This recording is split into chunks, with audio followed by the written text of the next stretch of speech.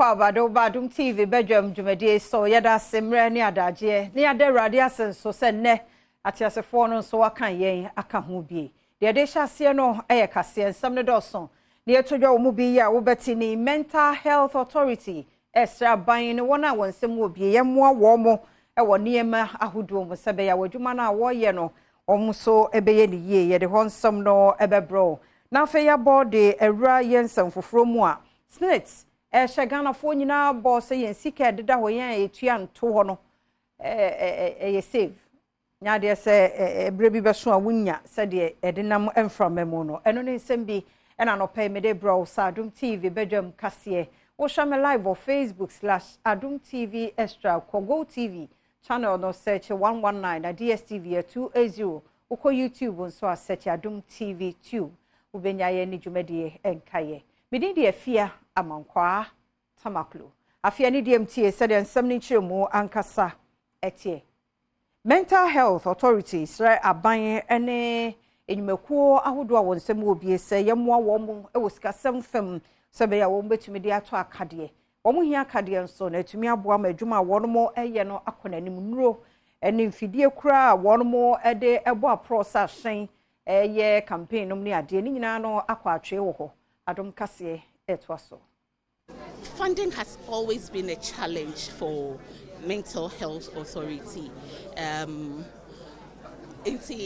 Because your funding is usually not enough. No, getting logistics to work with is quite difficult. A young comfortable income, but let's face facts. The authority, crowd authority, they back to point akoshe what is going on within the community. Adding to say adding my authority. Again, last year, me call community any mental health professionals. Ekodi in Kitaho, and one of their major issues again was transportation. Masang Edia to just say, afi Juma wonum ebedie no. Wonum edeman for ba be fanti tie mu ama wonum ehunu akwan pa sempo wa adwene mu yare a obepemmoa. We don't have a commensurate increase in education within the populace. And see, I must still stigma any idea preventing people from seeking the help that they need to. And in Tina, yet not in the dream who say, was say awareness creation, no. But again, you did 1 day, be not 2 days. We can say, you see the whole month. Social Security and National Insurance Trust, Trinity Access Net, a international labor organization for anno. A one symbia or diva to Joichirimo says net in Tinto Hono. I hear bedu 2036, want to me entry at one more, Unsika da Hono Eka.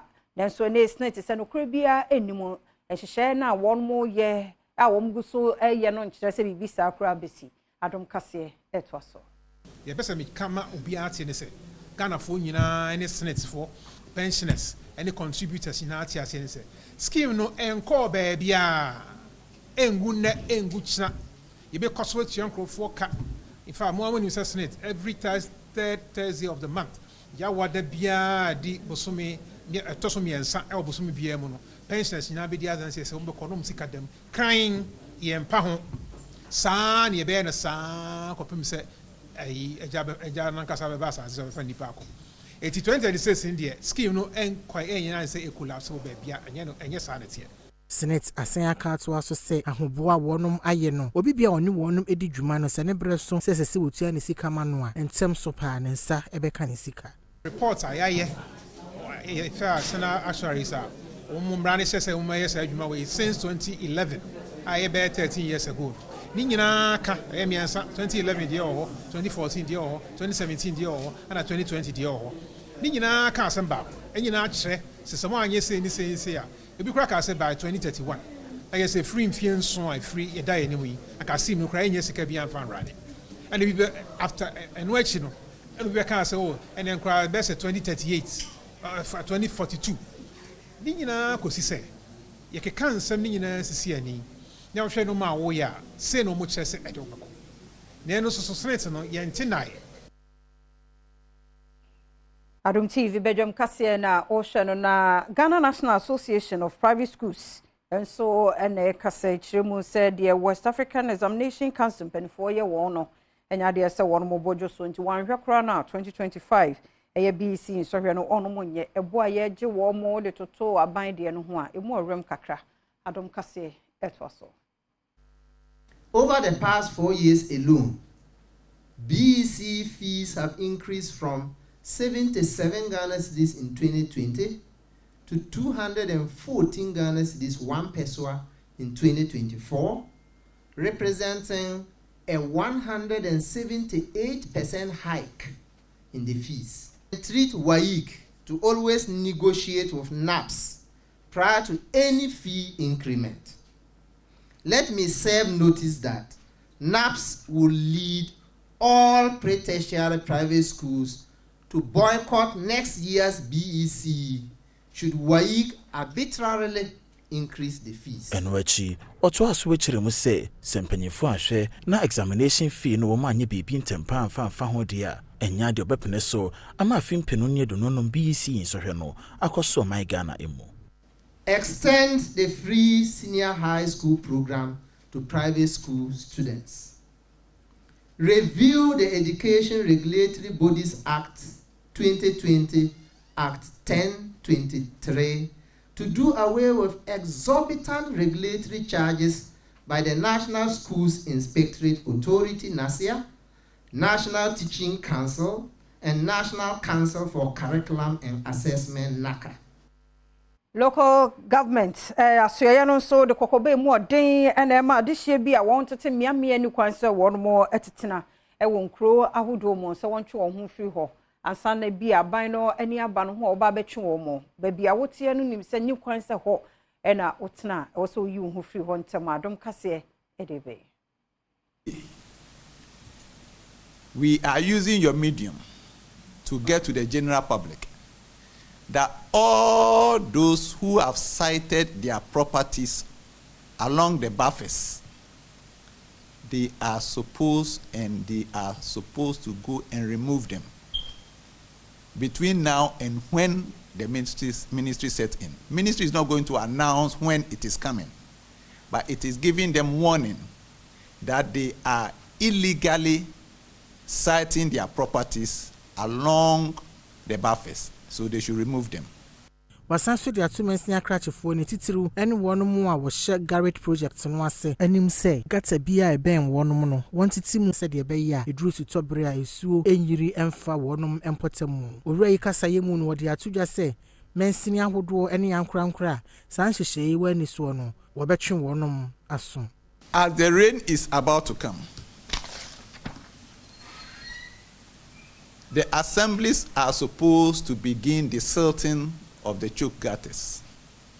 Money has been released to the 17 beneficiary assemblies of the garage project, the assemblies that are along the Odo Basin. Our expectation is that by now they should have started the desilting. Penny Quantra for ya one da Ghana Tourism Authority ano ora kwasi ageman se wo 2023 ni mu no Kwame Nkrumah Memorial Park eye ebia ahohoye hyehyɛ no course yi wo hopa nkofo fi won kromu ne omayi mu akra no ya ba honomo na ema yen visitors best 200,000 ya ye wo hamunchemu edu enum na wo den semwe etu dwa ewo Tourism 2023 report ya won pa ho entuma.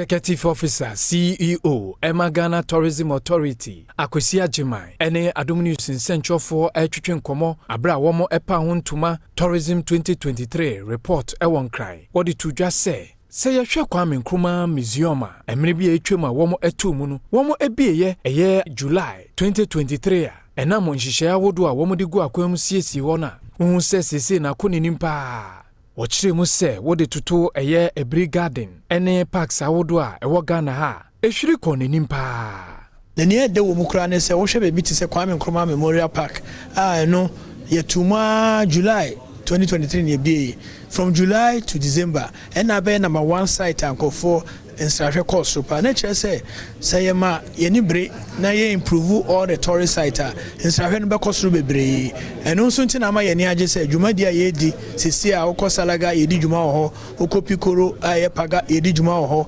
uka tanobo ase wo techima nchen ho baby a yenso yedi dwumadi ho ukochichire ye dwumadi ho ubankran ha nationalism park any geese park dwumadi ekoso ho dendende enti ebewie ni nyina no na se Ghana hasisi a tourist site bebre ho a ya pejam already ya peja bunsu eco park mu ukotafia atome ya pejam uko nzulezu ya pejam kakra ho enti na se pejam na ebuama ma sahwe no dwumani akosoro Aminya no so na Adom TV Badwam kase na ha na be makwan na no pay media siase da ne ye wo de Awurade mfa nkomra somdwem ne mum koso na ne yentena isa fe na da obon krata no any online stories no so ye de ebro twen ye be 2-3 minutes ye nche ye ba ye beto so ne that say wufu a ye nim ye hu so hwen nka wo ne hwan eye Awurade adom ye da na se aseda ene ye de ma no director Priscilla eno no maika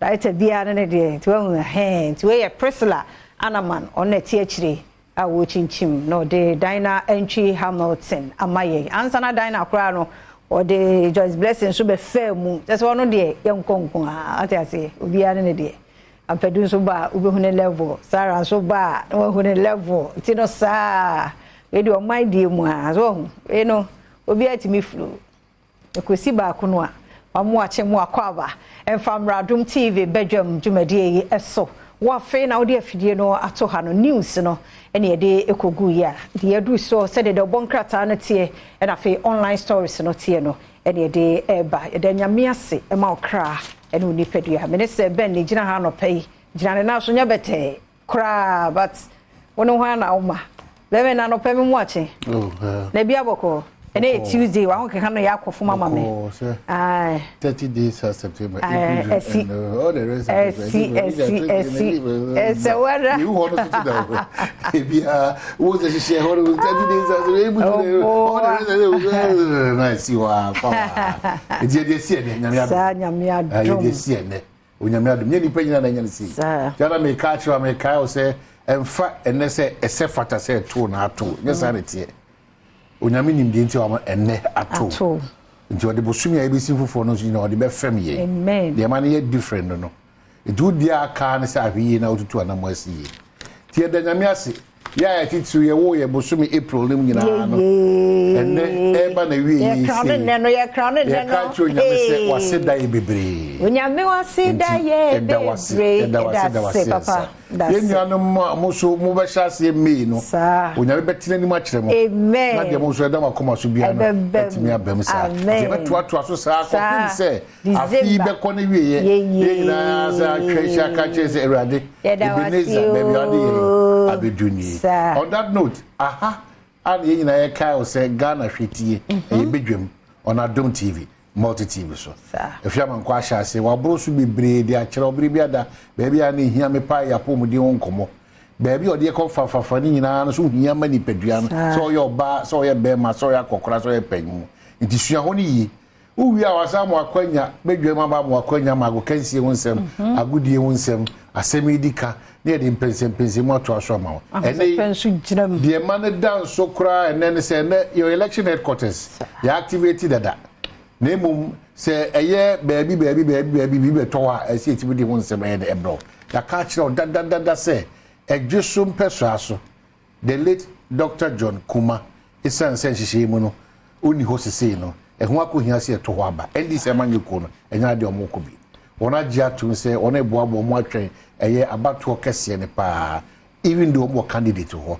sa pepepe na kani mrahye bedwane na ogina mo edwesum peso aso no a deputy minister roads no say juna edwesum peso aso you so aduemi o se da bi media meko content kro me nkogina MPP me nkogina NDC me nko a megina me na so na me de asi akan duko we a ebi ne hunu se abusuan tokwa ebi ne hunu se da bi abontin so ni aba na abusuafo so prepare oni eye lawyer a ono so gina mama eye the New Patriotic Party le aboatin enso siakan enne anope intellectual commission for ready opposing for ready both parties some reps now ready observers are ready media are ready agro ene ne form enu nti ne ya show but say if we say break kwa kopem say do twa to okra wo hye mu ebeto na ba wi ebekenkan yi kendi for no. This is your election headquarters Kukromoti power e de ekobia ye de ebebro e se ba wo do so atojo democrat em de ebre man ho kwan ne online stories you know so ye de so ma whichever way is a fresh day it's a brand new day wo ho kwan se oni gia kopem pempen so wa bakasa fe de wa bre enye moamoa wo ye moamoa obi antimi Kenya ho ne ma ti Kenya wa ho na fi nyame ho de no so mra so da fa tu ana mo ye de se odi eye very very important ene wa wo da bia wo di atwa to month mu April no ya ma wo da pa bukwa no enjoy more you know last you enjoy more than was actually nyame adma that's in a year by now also odi esaba ye the insama wo do be a the daily guide adebe shase daily guide any man we say also youth employment empowerment is my focus. Dr. Mahmoud Baumia wa shase we still region what we say aprobody be okoko akasa o se there be mabunu nya kwanya ye adwuma no eno ne na koma so ade pa enti Ghana for ye share no so afu be ni man so anti gay bill court shoots down NDC nipa bi so mutu na monko okoza na yi de je de say bibia na man pa de ofa no sia no adoje sia eti ye share man pa na afi on fa nsa enche kratara se there because there be yes and etu na mo o ya de enche and di djuma the court and yantum. Wife jailed 6 years for assaulting husband. I'm interested in this story. Majlis here course na be kin kan na but yes say na the court e de baby akoto afiase a ono no tintin nya say waburu ni ura enti ade is so interesting but very worrying. Ma mo bubu kunu na enti nkasa wuza osmosis a obeka won say mebra chiro ma ni bi wo o monsa press la man o monsa ni o man no ebebu sisi a one show who so pe otino say green water form and so man ga whichever way say ashuban no enya papa the press la man they're very careful one money bi no one show so pe onu mu oni ahodi so onu mo ba di carton nsa ukoto ya na afia man kwa begina oman ti dia wo ye pa be mamu a wo hwe we die nko na ba esu no on kai de oba na ye no en na court ene wo pia bi akoto afia se ye se ne epe ti esre mema ne menyi na obi ani ho kwa wo hwe na were wakoma ne kwa na eko ompena bi wakoma ne kwa na eko amesre obi ti se metre me nsa se ene se na afia asa ompo won asema no pie na ko no udi so gira onum so a kase bi no eba yesem wo be pie so na guso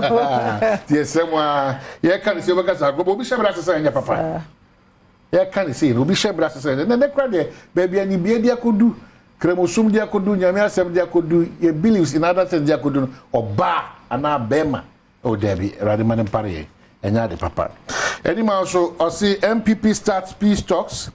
Just vote today. I can't want that. The business analyst so Kyle say NDC man you could know Mokasama for lawyer Sami Jemfiso in same to for SML. Jumekono or Mujidi say only 15 points. Be to Masa said the almost share you say about we bit me 2 and no bit me 2 as SML is and so on.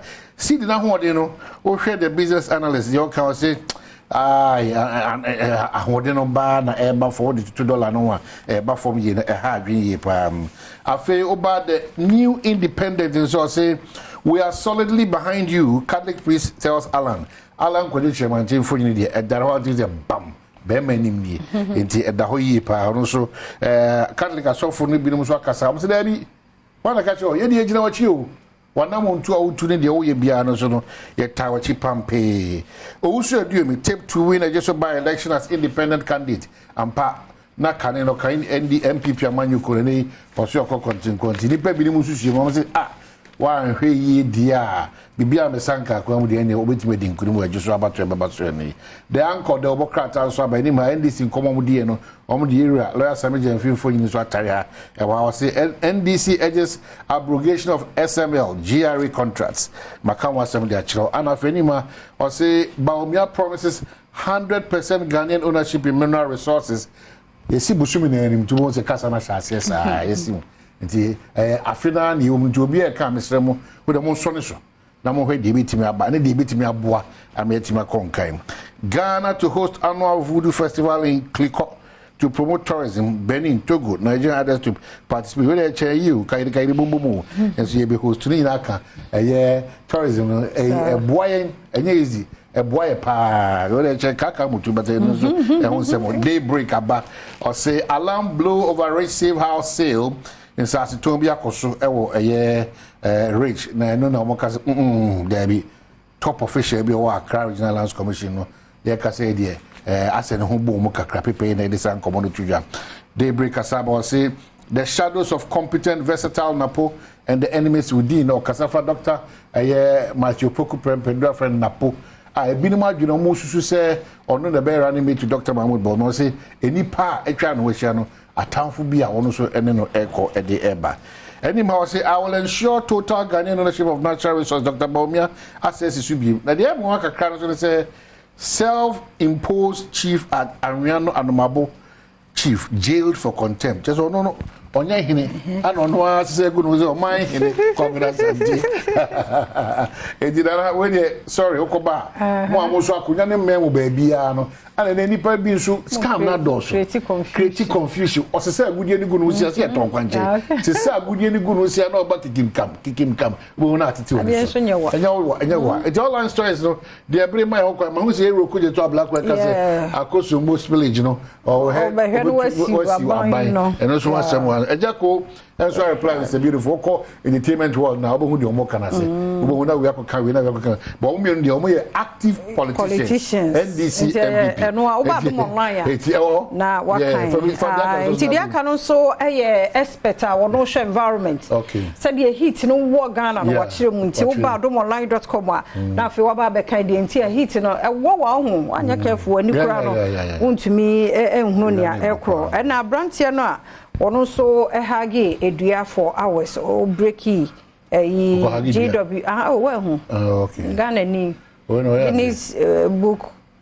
Guinness World Book of Record o breaki and ba ko so ba mu ba o ono so ba this side so do akra e bi hu se sum na to stretchers na na se ni na agene enya djuma ke jo nya bete djuma ke na ti e twa no kwa ba ya hwe na so ye mientum na yani omo enkasa na mama me papa that Tony US Chicago me ma no yako no offer sinim ponda form rade nchechire busua ni nyina re na monkafra pa why monkafra na me hyemoden pa ma comfort adoma faith assemblies of God tafunhia yeso oba pa onkaso so jebre na wo hye ono so abeka yawofo no ho a wono so mfa Adom TV ni agro kwahia ohu Dr. Meham Sadia no be biewu mpanifo me mamo achem medam ase samwaje atumu what doctor say bobo so ma me na dia na ka na ye to so wiki eye aminoria unu menopause nso umu nsa condition anase wabu nsa enso atwa bosumi we be 3 months amma condition mesro yanto so ankomo iso yanto so unu menopause na wonsa buo no nye papa makora wawo ba 15 years akona nya 15 years omu nsa menka say enye normal o se ko hospital na yen komo wiki mu nyina nkomo no wadaroma ya kan ye ho na yen to so okay so over phrase is here 0302 211701 equity a brain into nya kwanya na wadaroma na watimi identity mama na volume no 0302 211701 equity 4 0302 211701 equity 4 na makoso akai say ya share edwumade na se ya be ko to adjuso any moment from now your election headquarters Kokromoti Power about to obremu so ne won about to afim ne won bibia fa about to bia na any belisa common e won say Albert no pay yam wache da say dem wache fiaman kwa ne o mahin dem ma se maji mission so ya da se pa we dem se bishawo say Ghana nko na customers any right but sorry o say Ghana na customers any day any right you need come up for said that she you shall come soon that is soon now is in line for Mamefa someone can down today customers yeah now obola dey see if I'm careful because ya chichemu enya baby na jumla ya juma baby on ma ewo kwabna we de omo ye adwuma wo omo abro baby otie no e so omo be fa no be fa baby ya sa na tie me bo twa kire mu kire aha so chem to was man chem because ye koka bi say ye omo chiche obia ni baby a baller company fa ne de it do ma ehu baby potia then we can also identify say I assume lion very good very good it is zoom lion for the befa busu me no mo mai e obro no ben so oh Cape Coast. Okay. That's it. That's it. To be anya na dwuma. Very very important. There ya kra ne se was abe disika se wo do se ball and so. Then na me come say do a dentist. Our front also ana. Wo do a dentist neta. Ah wo ade na ball up. Esumo. Enti efini do so na ha dwen na ayi sa condition G6PD no bi ade se ebibi man mu ne sa de ni nyina ka ho efin no entontomo sa na ade ekomu ti mu bi ahwe ho ye brakwa mu ahoma no so brakwa me no peye mu ache eba Badwam dwumadi so alope mejo so oni amani chemo so kokora ya da se alope before me commercial so no me the engineer so kon efi the MC for Cape Coast honorable MS Ata do na your friend be one alope be o dia the chair na alope me how pa ni say nti can you do say you kura you see I think you kura see okay if an Alfred Cape Coast if an Alfred Majo Cape Coast okay Cape Coast you tie the board chairman kan any dia o se nyame adma hoebe bosumi ayebisi na sa o my 10 days is fall around feet or so you counted down pa you know you can see the yeah but who front so nti yem fan brakwa me no pay ana wenya kwa me yem fa last caller me do fu oti yen kan yem akwa baba Adom TV Badwam so but if you kwa wa sama o akata uni akoma akisimi yo akisimi ya da se papa yenti o that the American also no papa and Adom TV said we were about to no one hour but if that the American and call fish the quite to Nyakata Kurumashima or much really film na omoto mo so pragia point me fa nipa mi no front e mi the trouble police barrier and police also job so monko e ha me papa me Adom TV for the money be fa mama that's it very important me ankasa me kuruma for the last time I checked na nkwara be 6 eti pragianachi ya samo mama fe Beneza na ye fa NC ebe na no pay wote yen kan ye mo chen ba Badwam so yeah that's it now for free nya no pay wasa yo yenti o papa so the Canada na wo be all right but all the shop and and I'm so happy at the big but here and kuku at the part the funding kata su katrika boy and ma powatama po and the fire now so and Adom TV for me and I didn't come back the shop it's zoom to the heart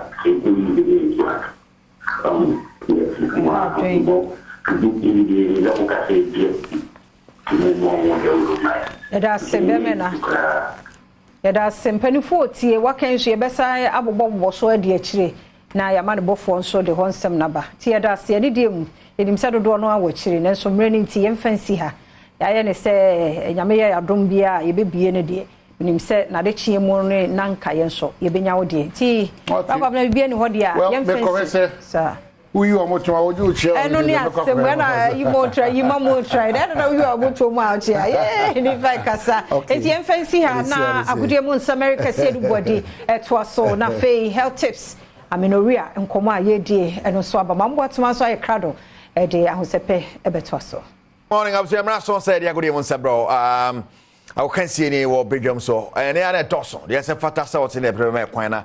Yet they are back game park at Dam or yes, ya con game park at the Macacho say pick 1 and pick 4 games. tell pro minimize skaba oti more mula na more power star 946 code no on our website gamepackgames.com. And of course, so call Play Store and App Store, but you download the app on your phone. So na pribia and where you show me na tipa game pack. Omo can one play na. Yadi agudi mun samade bre was Sergio Manocho Bernard Padi Buche.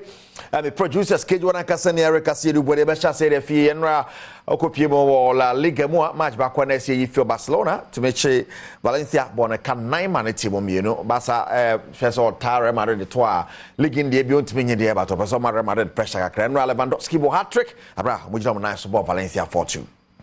Menone and Samoa a cost so hormonti.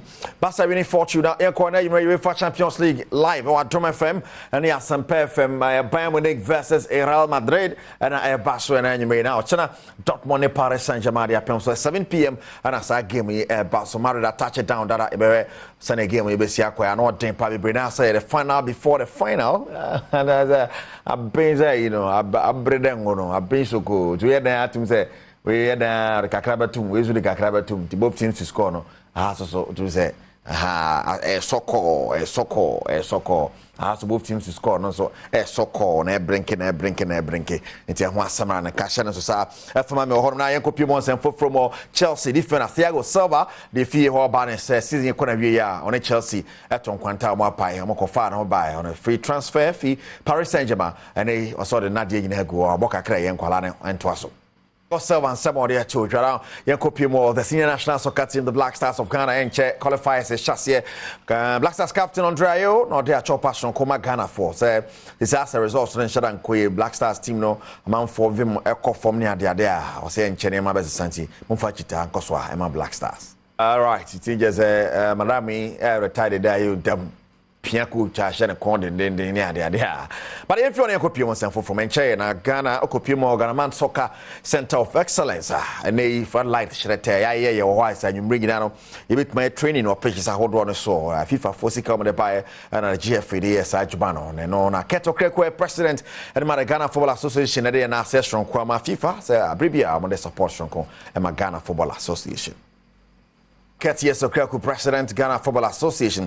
Now, if you're and some from former 3-time world champion Barima Zuma Nelson. Now, there is some sort of say OGD Ghana being world champion. When we say a tribe, in fact, near the idea. More time we can be able for more quality and the other. They say the Omunyon world champion one day or century be about the Rishimo.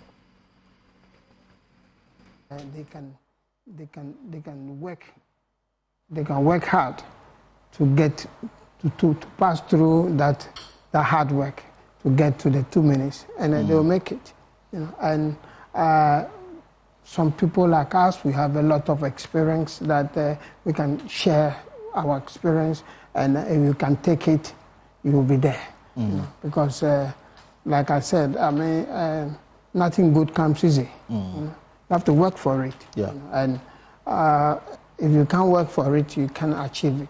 You know, so I want to tell them that, listen, I mean, there's time for everything. And the Bible says in the Ecclesiastes 3, verse 1, that there's time for everything. You know, whatever you want to do. You know, these days, I don't know, peer pressure on these small boys and girls. You know, the friends, you know, like give you something to smoke, something to drink, something, you know. And destroy your character. Right. But I want them to know that anyone who comes, you know, and offer you something like that, that person is the devil for you. Do you think that Ghana, we are capable of also producing a world champ? A lot of world champions that we have in this country, and I can tell you that we have more champions in Ghana than every country in this world, but. All we have to have, we need the opportunity. Right, Barima Zuma Nelson in Samoa to gamepackgames.com. Can only appear in some and a stunning game about so Ghanaian Premier League match 28. A big game naturally some be but I am Swatchaman and a before Iwi and how much and Pepe Ubia Zolo Ubia and Shibi. We have for 1-1 on Fanco and some more game in one. Nanya some get to a cry. After that draw. Now, ahead of the game tomorrow, House of Folk Beppo Accra Sports Stadium, I want to say, and a table, no, I see it here after match day 28. On top of the table, Samatex for 52 points, Nations for 45, Adriana Stars Tosomi and Sound 42, and Swatchaman Eddie Hall 42. The top four, no need Nyasam Ketwakra, the old club back where we more Adriana and just Robia for Mama Kanina, a new for mobile entry. Now, Brecum Chelsea Tosso 41 points, the Chamber Tosso 40, Medium Tosso Son 40 in Accra Lions duo, Gold Stars in Legon City's Netty. Now, you're the second half of the table. Koroko, I'm going to do back 37, 35 year House of Folk or a game to play. Karela 34, Olympics 33. Sounds also outstanding game against Dreams FC. But 4 32. Dreams FC about 28 games. I'm about 24 because of African Inti. More 4 games here so I'm about 12 points. I'm going to 12 ring na 12 abeka. Yes. Na just why mass na. Aha. Say be on 12 ring na no. 43 points over Basri pa. Now Heart of Lions 29 and RC are rate. Just me saying Honkeka, but Dreams there matches are kind of bit my home BBR say with my free relegation zone anymore. So no necessarily something so see at the now you bet you so na area see game pack 4 can one open and then by game pack game star 946 hash na what more mula more power this go button pick 1 pick 4 or you 1 number also GD send bebo na o this kaka go swedi we 4 numbers of GD send bebo na this kaka to swedi and na game pack for more mula more power no one more day abano Sergio Manocho Bernard Paribo Treme producers Keju na kasani Erica see everybody e dey pomode won sam beto aso ewia na aya ho sepe so aba koswa na hebedwam kwa benen so the Badwam TV Badwam health tips eso na watchi mu ye di nkomo afa aminowia ho nura doctor bu ni nyina mu tofa de amaye timinim se otiase ne kan ye ho na ye nhwe de enti kura ne hia so ba bu nsa na se wo mu nsa no a ene no ho nsam no te say ye ne doctor du boaten ene di nkomo na watchi doc ya mu akwaba ne na senso enura wo kire ye mu bo no tofa na ensa bo no kura de enti na wo so ba bu nsa you may ask I said them from the Nora can say Adia a bank or bar a share of bands a yashan so dear Emma or bar say where your babu or bar and I say withdrew reproductive years Adia bar quite yes significant ma or bar also boom son say or bar beer boom son there's a possibility say waiting I listen or bar beer boom inside Adia ba ko e be di adanse say oba no we do that stage here obetima anyam ni say oba go bu ni nsa na de ti oba de ma men sisi be nyina ne say oba bia no during unya me ban say we do reproductive age no bosumi bia no wa wo de no e prepare itself to take in a baby and a fetus e te bosumi bia no awode no ensamu you can say lining about awudie na sa lining na about awudie no no ene na just say prepare oba no ama wonyem a na akora no atima ide aba beda sa lining no what as I said dra oba ba be wo na protocol na baby skirt na wade nwira assemble pepe sa ne yakopon so ye ne de en pepe etibusu me bia no oba no ndwena foforo na lining foforo be sem na bia within this month wanyam wanko be ma ho eni nti wantimi anye dey anyam wantimi anyam no nti no na sa nwera no ana sa line no a wo awudi ni no no wo se e ba bonten that is ayenda ehia biem sa o se ni nyina we off na foforo e sa be sem biem ti ene mama ye special no wo so bibia nyakopon renew you renew your the oba no awodi ni mu renew eti moja na eba no basically no if you awodi ni about 80% you awodi ni ena kosua na woto ye oba bia to kosua na woto ye no eba wo fallopian tube na be ma unsuo ama ma meeting sa kosua so no asai o se so eba bonten eti no so kakra ebeba abeka ho eti we mi enu na form bibi e fe say menstruation so enti the question is say oba bia no se wa nyam ko ade a o se eba eti sa ma na the question me say na say sa line no a say nwera no a ebe sa wawodie ni mu no a o se eba hefa ene and the money more significant. And no baby, I bet me more.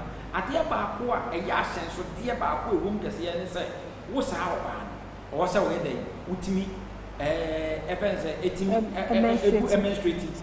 Menstruation, no, a sign, a chess of big mouth, a sign, a chess of Barno, a beer or Tukusia. That's not to say, sir, or baby or Yamens piano, a big mouth, baby. Or we make many menses, so me saying, and mamma. And another thing.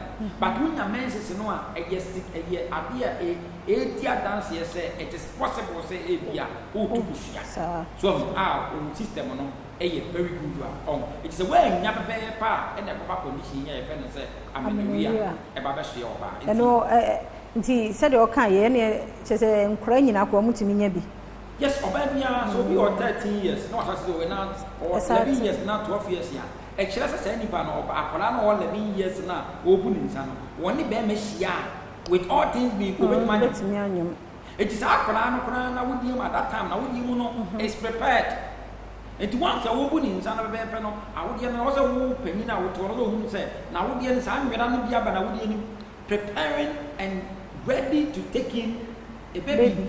Young fancy here. That's right.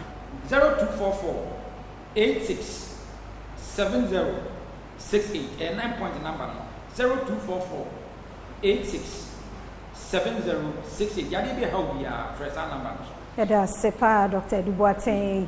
Na watchi mu nkomo amenoria nti wochena so simanum se ya ne akanwie na odi abo ntoma no ye be se hia se nkwa hoden wo ho a ye da se yamo kwa ba bi Adom TV Badwam dwumadie no so health tips no yakwa wie nti ye da se omre a wode ehweye na mamenchia medofo ye akonoba na se ni di no kra ya na fmeni show.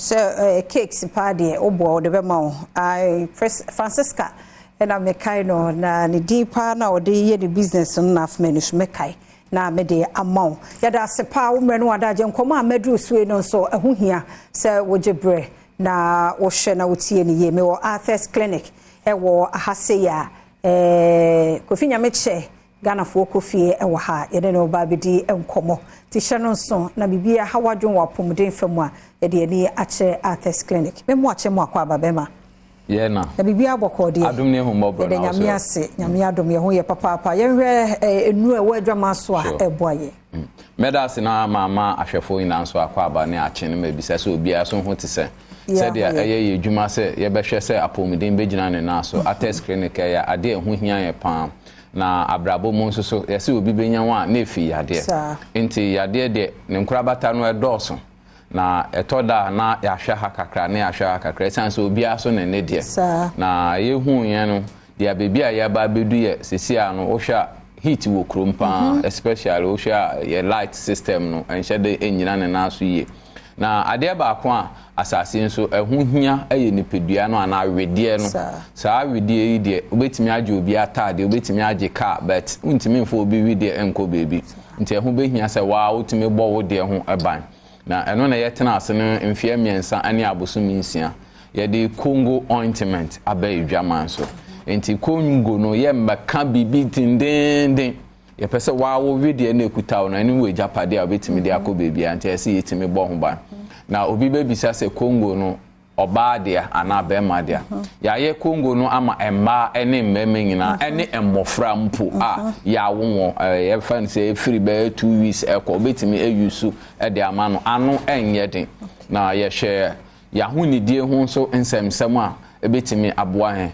ye hwe a ye wedie no na ase obonu beka ne se ye pause ana se ye ehwi na wo ye hu ntokutokro wa hona nipedua no so ehome efa apart from ye hwemu ne yenum no ene nti enye obi anso so na eduro bi wo ho ma etimeje no nti ye hwe tuntum ye hwe kokko ye hwe obi nso so ye beka nso ye chocolate obi so ho wo ye skin ana so ye face ye hwe ninyina nti ye tena ase ne ye hu habamba ne ndua ho abuna ebeboa afi essential oil sa ahodo papa etime eboa nipedua no eno na ya kani na abom de afa mfidie mu na FDA fo age atum e de aman na anape me hyase a me hyase free na nso oben Basha most of the time na so ben no eye ye maame mu a wo manya 40 45 e na ya person compete mbaba no kakra refuse to grow and so ebehwe no na eduro no ana sesrade na o use no na ha no afi ebedu baby no enim no anka opese osiesie na afi de odi konipe mu a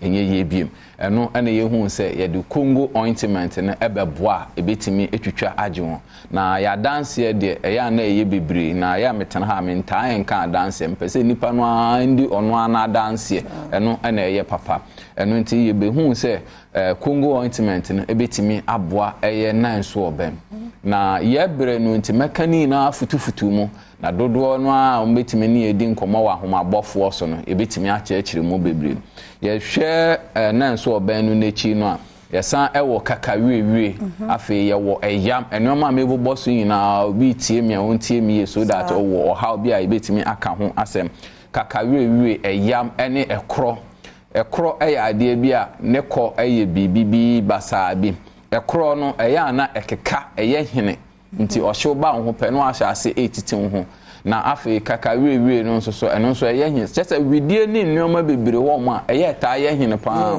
obi wo ho asabi nsuo kura kan no ho pe na no ho ekeka no obeti no ho anka me de ade bi ba se eye ton wo market ye se 5 cedi or 7 cedi ya ye ne te se fork afin bi na ye di tititi utumi hu obi pa obisa wo ho se na widie we ye den na ayesa mi hina mfutura hodo ebe ye widie neni etoda ayesrade ahodo no ayesra no ebeja nneoma bi ewo widie no neni afi ye hwe widie no neni nneoma nketwa no diguwa ye wo obi nso wo ho a enka ewo no ho pa enka ewo no ho sabiti se de bebi a meti na nka esi wa ebeyi nu epie untimi ene no entena ntime ka enka mi nka enum enka nyambom de wo wa moto ase de wo wa so echi de wo wusire mu anasa bi yetun a yeti so lai na edem no wotun ano bro ye nka sa enka ewo widie no neni na Congo no etimi eboa afi ye hwe ebi nso so a kakeja obi wo anensa ebi ana chemical anase nnoma bi a wo ye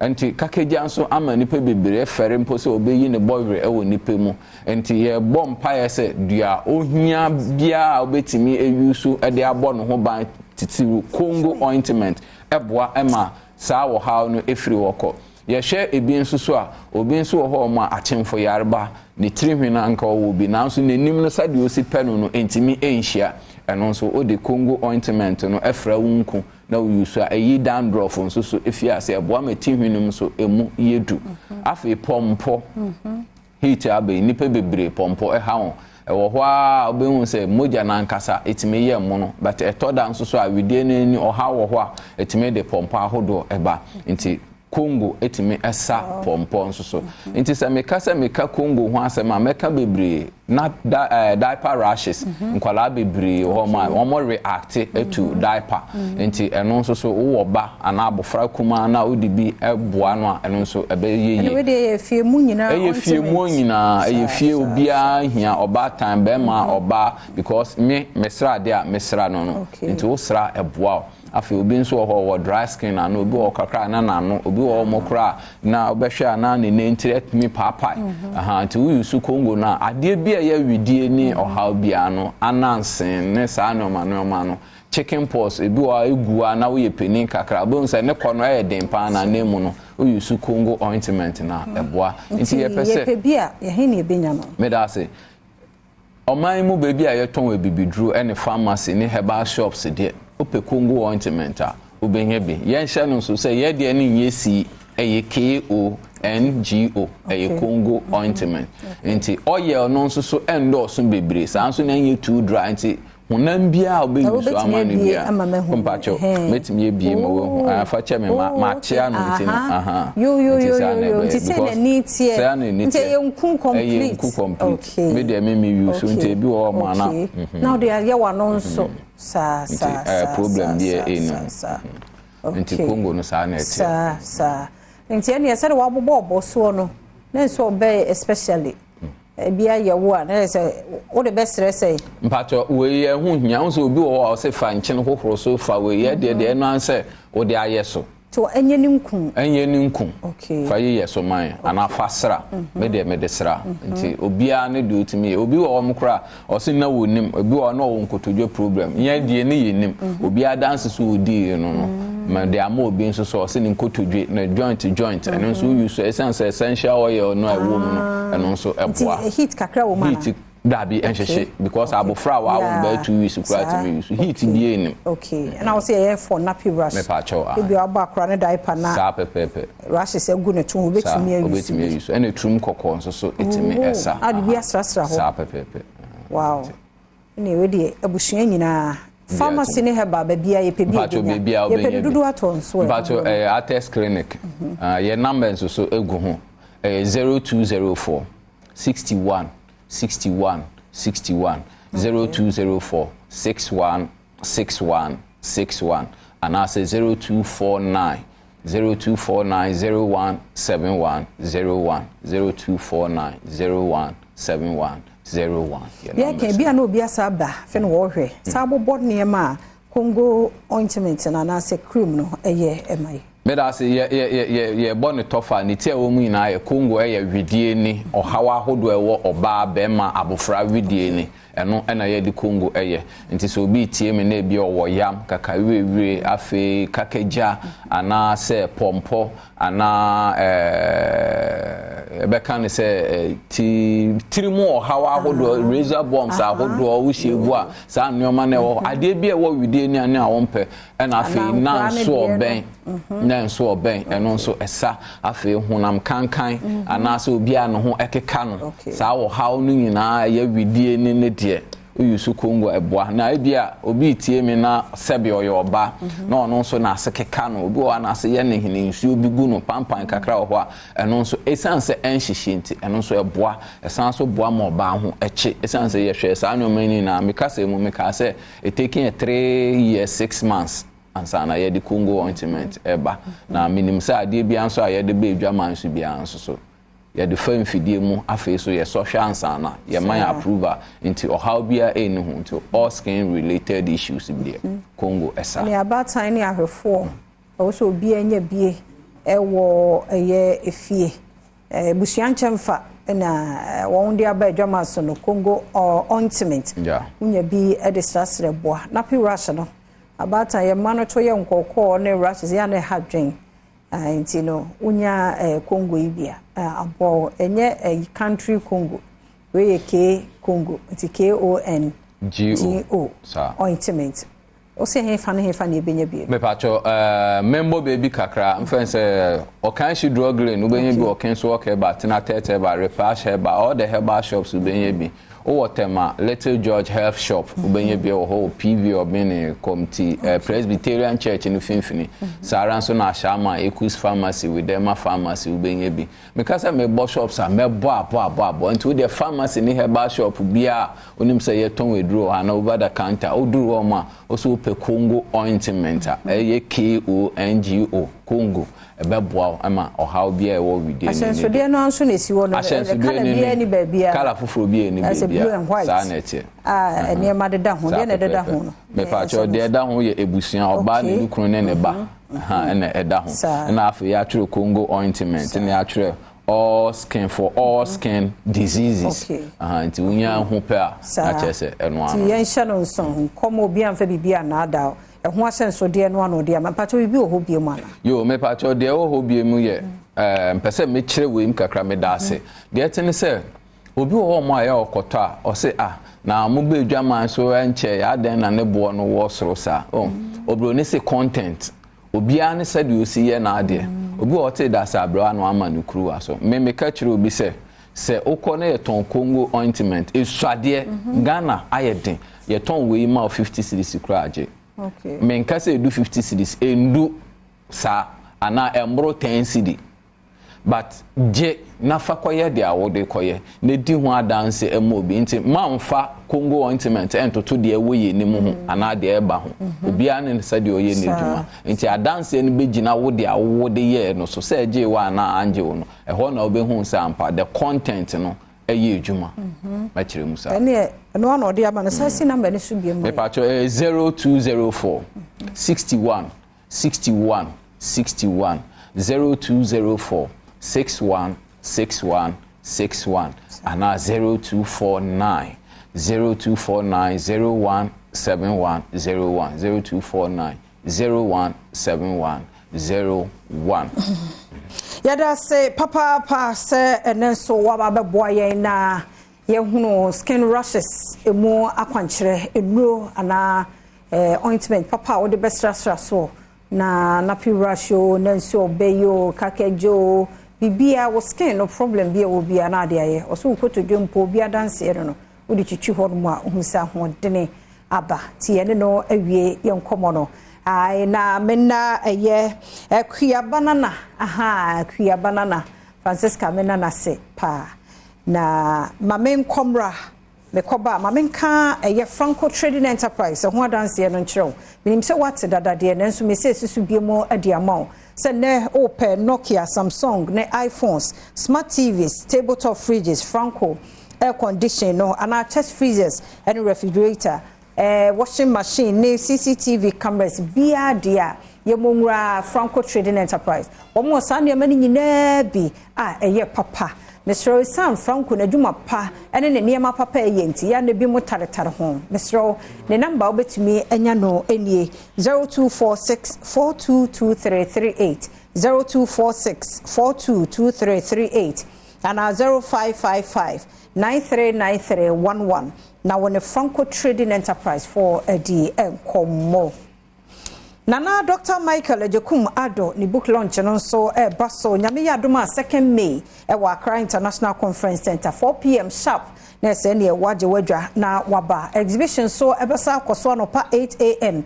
to 7 p.m. wa Accra International Conference Center bra enra na ye share ase ne so wono mo toaso titiru ne anintini Sir Sam Jonah Dr. Daniel Macaulay Togbe Afede Dr. Joseph Sian Japan Ora Alex Apau Reverend Albert Okran eni atitu bebre eye free nti ye free ni enche Mikado Conference Center 29th and 30th and 30th 9 a.m. for 0592409091 then in penifon kasa mamen komra na me another one so hoye ba e betwaso Pomodin emun sewono etie yada se emre ni adaje awode mayen abrebia enenso ye bunada Awurade Adom of the Faith Homeopathic Clinic for ababe kanyensa tinuma won mo ye boye wa Pomodin femo no Dr. Abigail ni osofo nso nete he na se aye nhira memmo akwaba nenan mo sheda na se eye office colors mo adwen ma so na the combination amudi aba mo so aye fe eduma mboko de e da se kofar banso no ho ye nyame ado de nyame ase yentie Faith Homeopathic Clinic na de ne ehwe yo want to fear e da se bebre em se abribia ye hia se ya na ye enkaka ye ye kaka ye ho ewo yapomuden ho na abribia me ba me kaka se bi se yare emma prekope eye enkaka ansa na ayekese na ene no mepese meka bibi afa ye ni ho maka eni wa ho asem wo ha na ene mepese mesan eye eboye nka ye bi if you say ade amefa say last week you know conditions are ebaye dodo na eniwa eho haw na ebia obesori biara no wani no se ensuo abetata so na so se eprunsuo enye sa na ni no nyankopon eye no eni hu haw ahoro bebre obi o se glaucoma pressure na woni ni so no edoso ana se cataract ete abaso myopia presbyopia conjunctivitis a lot pterygium bebre eni hu haw ahoro bebre but ebia so shase free baby ansa na ayekese enti message said the last week me kan so nipa o sorry ya steady wo enti wani no so e se o steady wo ho otimi kata benkum no no wa hwese nifa no ehu ade yi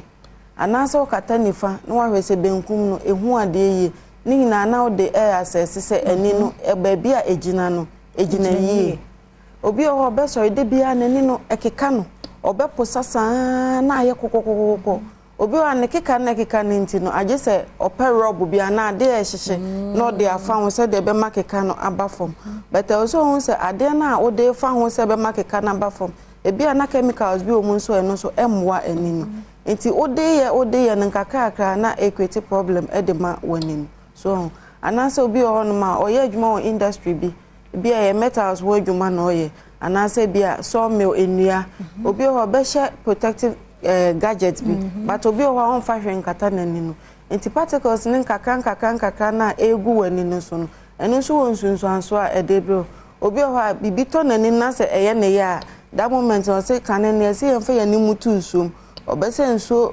washing bowl bi ma no de nani na butuma ebeyi but enye de bia na ni nyina ebeyi ebi na ebi kaso nti nkaka no na abeye kese nti wo se de manyin me ko pension wadwumum wo betne fie no afi na no so betete obi o boss dog se de ma bre pa wadwumamu a nyame aye madum se ma ba pension so se me beje ma homen ene ne hwe o hawe nti de bia bo so me so akakra menyan e wo se me san de behwe mani no kwanso nti afi ahyase no anase ahyase fi baabi but esan say 1 to 1 na mo afa ne so normal uma wani kun wadwuma ho mum esen wani wano nti ene de ekowie ye no nti mestre same obi a waje bre ehwe ye eni no ene ye kanea hwe ye dum light ya na wode ma hwe se de wani so yo nti imagine say wani no edumu a saa na obehu no anase ebeyo nti entina se ema ne enyansa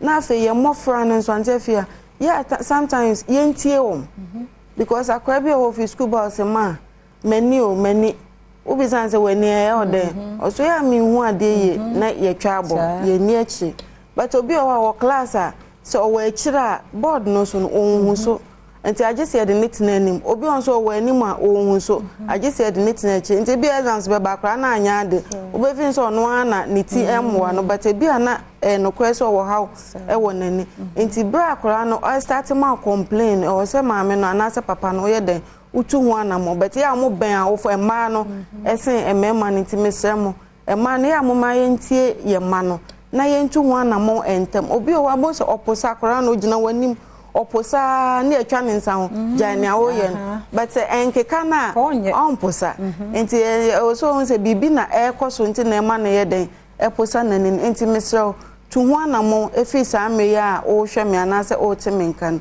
faith yaba abribia mekase yaba ma obia yeye ohaw bebre hu adwuma na ne titiri ani die yenye operation ewo ho but oba setie bia no ye behwe aye hu adwuma e de ama enti mesro saa meya wani ni enum ye no edum ekra de a antefia no kra oye na hwe ya enye yi but saa me na ebo nka ye unse wani no so ye okusu upie na hwe lighter untimi hwe ewowo wani ne so hyehye uti paint obi okwa nanimu dua na nkasa na ote se eye na ya ebi ana e problem wo wani anase uti na de bia o ka se eye oya no na eye problem wo wani enti so tu wana mo na oba obenya waya sa enti eno ene de ehi bi ne koso wo faith homeopathic clinic but that's it so the doctor can be the way so say about 9.7% of all glaucoma cases are leading to blindness. Ewo you chrome ha no. O reverse enyi. Inti ntempa na science na wabobo so no. Onso wani na kekawo, oposa, nsuo beta so. Eto da bi kwa na ya wo se ba bi a wo no husie ho but da bi wonko na wo hu ni sa wo wani so. E cho se ni no, e so de ne ba. And afin so, who said 25th of April and about the economic forum. E de be tu dwama ye hu se e say climate change no, e the effect be aba. We are some can say no. First World War trim, Second World War trim. We are in the Third World War. Chemical warfare. But you have to any second. Nipa who say wakono. Yes, you do any from my polluted. And as our pollution in na bedru ni peduen ma, o liver and your kidney and they absorb the effects.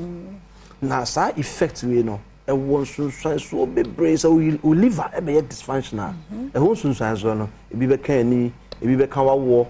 Ebi be ka chese wakoma ebi be ka o kidneys no chese enoma bebre because liver na djuma odima ya pomodin we pay no e bro wo hanum ene echire ebia woni sunsun so a anya adwuma a ɛde bɛba nanso so nyɛ saa da na abɛ nti faith homeopathic clinic yes oba a holistic approach to health ɛno ne man kofo ba omunya results ne because we believe say yare amfa kwan ba akoso ne ba ye nti untimi mfa kwan ba akoso into ase na nti uba acupuncture wo ho reflexology enso so ɛwɔ ho ansana eben nuro no so a in this one ayurveda herbal normal the normal conventional medication said the yare no situation tibia ɛho aduro ho a ebe saw yare ama ho atɔ yare ne bekɔ a eba bio nti yesi fabra faith because right now you discover microplastics ɛwɔ yensuom emframem chese ɛwɔ kra yi dikra no there's a certain amount of microplastics World Economic Forum for I discover WHO edebetudwa over the weekend ishomo obia fa ne yare emra faith homeopathic clinic ye the holistic approach ye de be saw yare oba ye do be share fidiem detoxify some substances where ano bo wo nipaduam ni nyina because sa ano bo a ene ko fa yare ni sunsanso bone edeba eno nti no ano bo no na ye so ye free sa kakra e wo faith homeopathic clinic fa numbers in the frame bra Santa Maria and Teku Junction obedu a signboard ke see press you who signboard na a few meters from the signboard diso ne bra be ye screening na e koso ne bi e be say hu the state of your health opomode kwa he fa ne wo sunsan empempenso obe na opomode akodu obi wadaje wo the car ho e chen wono ani pedua the car ye kwikitu abi odbeko say mechanic enko check ya the pro but wono ni pedua na fu bom ne ho keka no ne na se tatai ekona aba wadware awie cross dware na ne ho keka no vi fiti ne kakra bia na de nkabɔ ne ba no de on pen check da ba se nken koye ne car e na ho ba se kakra bi obedru mechanic shop nti yesro bra faith homeopathy na intime mo e number ne 0244 58 38 59 0244 58 38 59 and I say a Tigo line 0275 96 94 14. So our number is 0540 710 940. Friend to see at Otabigo, I already a drum 0540 710 940. So number we are with my WhatsApp, with my audio, with my pictures. Be a condition be a one be a person professionals a casa. No unya advice sometimes crowds and kaunya futu biti ya and kawyari no kan kudrum pempen so a edru ye no fabra faith na yemwa e da ma se mo jebreti ye okay enti ene atieku eya akra na takrade no ye he aha antieku junction ya antieku junction Dr. Abigail was another junction be a DBA obo Abuya Junction. I think say Abuya Junction is closer. Yes. Okay. Closer. Direct opposite. That is it. Okay. Abuya Junction. No. Okay. And then Teku Junction actually in the moon train. They are a few meters away from each other. And I saw Takwa there, a Anaji police station. Dr. Boating High Radio, our train will giddy. So Koforidua Landry Managers Road, our Poly Junction. Dr. Dora also. Na Bogo Sufuni na Mombra. Old Aseda, old Aseda, or Boga Bronson, and also Dr. Enoch. Oh, wow, say Kumasi na Wadia, a Henema Kokobin, 18 more signboard cases. Follow directional science, the bra office for them now. Yes, sorry, area. Yes, so she said, yeah, Ghana crying your freedom, I need J. Yes, you dim face, yes, celebrity. Now, oh, Yamiama freedom, now you're really, you're freedom. Untimi ko ba bia bibia untimi nye se wo 48 hours a day kwa na yare do bit na yare so wo no modro na wo da untimi nye hwe timi so bra faith na yentimi mo because brother bi ba ho last weekend nim e wo Kumasi na awe ho se ma na wo me se onya scholarship to study in Conakry but ko dru ye no medical failing yare ntie sande na e ba Ghana a problem. So, I didn't hear more. But opportunity na sana. Nti Faith Homeopathic Clinic number no and it was screen no asia no phrase see am yare no so. Fagidie said you on din sie no. Na fawura ho. Yare bia ohuntimi ento. Ebusi minua KMJ aba betena ha. No the morning show na free Joy Prime. Aba hasia Priscilla mi hu hwe nti no KMJ no peme mu ache. Yeah, so bibia boko de na atapeni hu ya na kakra hu ye no ya pa hu ayefe so semsi no hu ayefe too much hu ayefe Enti Mayday nyame eyadom e yochina ame enye okituwa bi as a worker how do you feel? I feel nice on say yeah juma nyame bebre na you come ni ade nti say ya share that size you want say yemfa home me yemfa kan na yeah am say ma gano juma ye ni bia no e feel good say nti na nye general one na me ka wo there as in person. Oh, Dana was shot in our bed. I am feel. Hey, I need because I'm quiet and make carry in my judgment.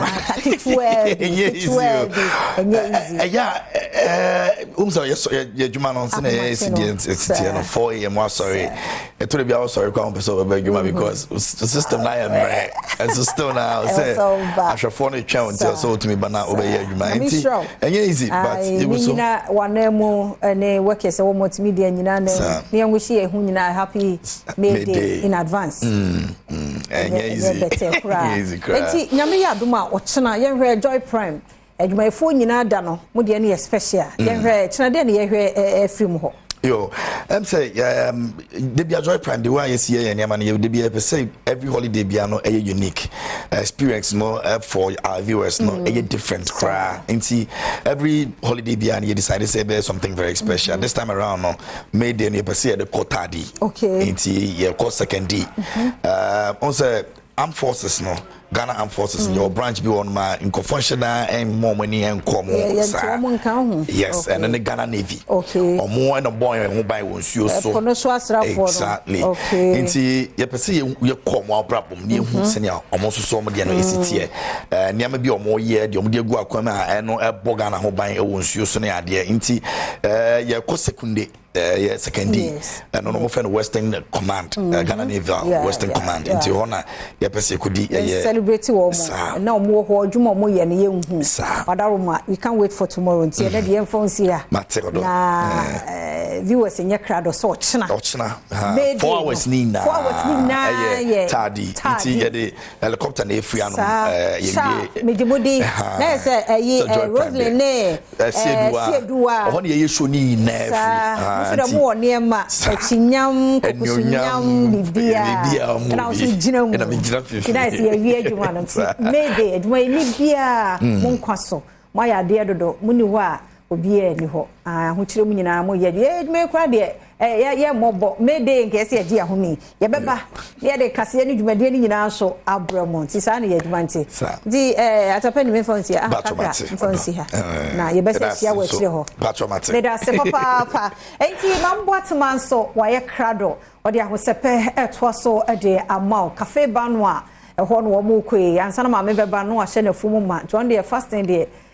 Tuesdays no ne Thursdays ya won time because okoho nko a obedidi nti me ko na mambo atman so atwa so Nko from Brown Sapage Mezido live from Cafe Banwa Jolu police station in Chahonoma all the Tuesdays are one kasa wunyi mosima ye no na mama wakwa ba the Mary no na ma minkencho there in the commercial no obey very special into no bomazana pe baby papa that's na ai na ye ba abahwehwe nkomo ende me guest a menya no o wa hade no me guest no oyobi a otwonyom na otonum yie so pa na osimunyende wa mana na we dre anko na mekade say mobobo no nyom ha dey zaze bachem back to back wa man hit e wo Ghana ha dey na so no oye gospel artist into no say oba nyame edwuma no mu so a orizima akotel papa e reyembri or track momome za amanyankopana na pay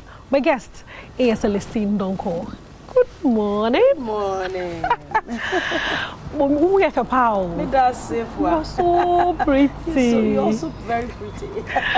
Okay. It's there you have a new song and you may come a power because Zoting in there. Now as Christians, simple before Bibi Bessie were in Abrabomo, and I shadow there be as ye and Penny because maybe no be at now the Gary or the Gary. But you are talking about testimony. You are asking people to come and see. Okay, thank you very much. I think that Embre do say ye day life a example to people.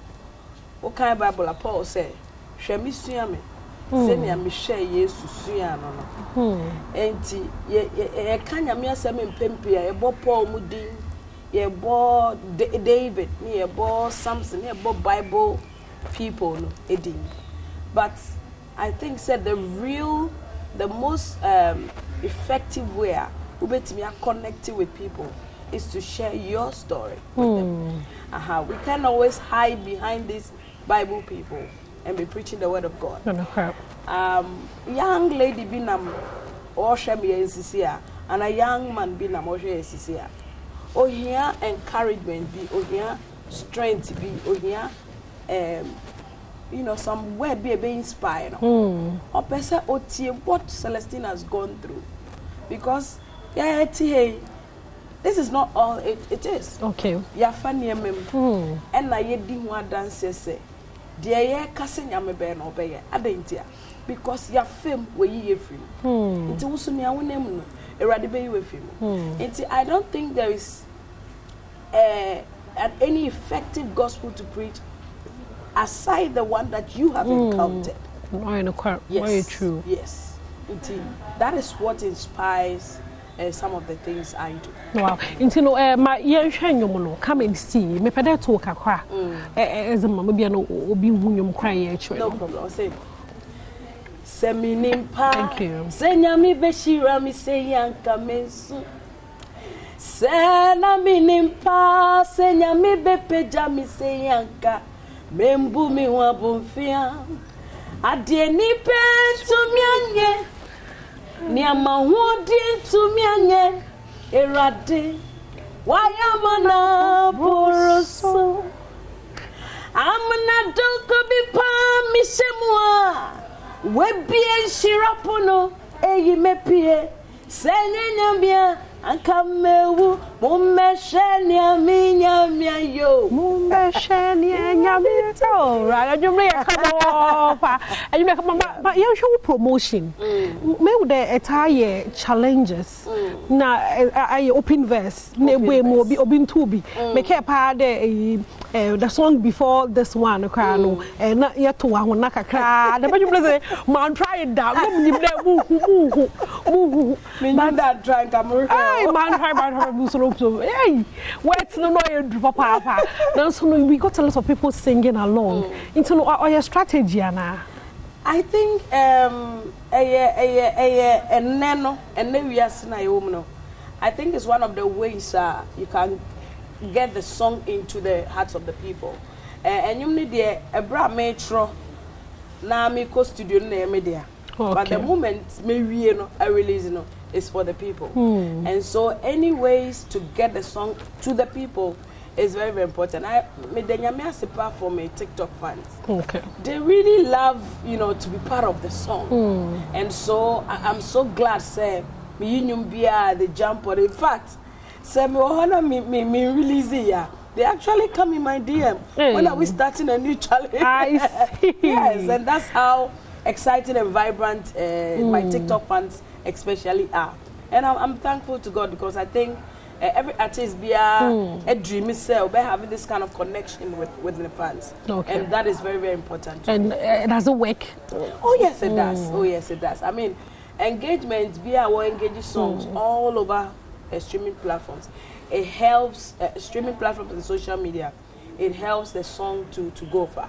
Okay. My Ekasafa, the fact that it helps the song to go far. No. At what point, and the beginning, you mean the wafa. When you know the him fans and they would add the menu music. I've sold the song. It do a bra me who say yeah tour churches. Me who say yeah tour public places to say maybe I away. Yeah, ball public places. For your weddings, I will use. Okay. It's on the lips of kids. Streaming numbers are going up. YouTube views are going up. They will say yes, Safa. So numbers be a yes. Okay, matters. Now, yeah, kind of when I brother Kasafa or TikTok fans, Kasafa the fact that Mutumpo DMO there. Yes. For that banana was start a new challenge. I remember there on Cherry Biazi. Now there was this conversation about Ghana had the same from the artists. They be in the whole year, let's say, be releasing your man. People, your fans are worried. You are off from the system. Do you feel like that sometimes? I don't feel like that because I'm actually very busy and releasing monthly. Wow. I always engage my followers every month with a new something. Wow. It is maybe I'm ready to say me release new song Krana. I go back and pick an old song that they love. Okay. And then I redo it in maybe me in a faster, me a slow version. It's just to engage them. Is that no on your pressure do? No, that's my ministry. Wow. I have to. I wake up to it. Me no. Okay, only needs it. You know, I wear it, so it's my ministry. To say my obibe sorry, say all corner office, but I juma morning till evening. No, this is my ministry. I wake up to it. It's actually a energy. Say obibe sorry every day. Be anu obibe si we ni so away. No, why true, papa. Na yebeka de say you share how relevant to say then it's a testament to what you are saying that every month be the way engage fans. But you don't for me because you were a wife and you were a mother. It's easy when you're sure there or the home them. Yes, na bibia easy. Okay. You know, as long as me decide say me we school no me go insurance juma me go bank juma me music no it is my ministry, it is my work. Yeah, very true. No was Mariana pay Celestine Donko and I'm going to come a new song come and see Momozna Niti Yumuno or you come up papa especially say I'm a BB or Paza and on a Yumuno or you want you more city to Muna as a vibe or to TikTok why open verse while for our wait ship posting so because me would share for one is a when page do not yeah casafa how we manage minimum there who couldn't no manage you but na wakade one ma bia artist no couldn't manage you on but me would wasn't offer pepe done. I think say give me no yet ye ho ase and yet ejuma na se. Wow. Say nyame hu ni say nyame afre me wonum to mu ono nso hu ni say nyame afre no wonum promotion. Okay. Into as much as me want passion for writing and releasing songs, he has passion to make sure the song reaches the ends of the world. Okay. And I think it's just two passionate people working together. Wow. And no nema you achieve the results. Is there like doesn't it mix together? Maybe the marriage, another different relationship. Also, jumana, different relationship aside from the marriage now. And I think now together. They were humanity. Sikasem points in America them no. Sikasem. Because some day me admit Mr. Afun Yeniska. A woman's money is her money. Inti me understand how you are balancing. Oh, that with marriage. Make us me bless no double. Wow. Because he my husband and no say my boss. Inti or take care of me as the wife and also sort me out as the artist. Aze. Yes. Because at everywhere under normal circumstances a husband will not buy. Okay. But as an artist you buy for me. It's it's a blessing. I mean, sure. Okay. I can't tell you something. We can discuss the video. No, which video no come and see me say, hey, this one day, yeah, in come papa. I can't come because we hear the scenes and the props now that you see now. Abakau. And you on that film. Wow. On that film. My young cousin for video no one. What try?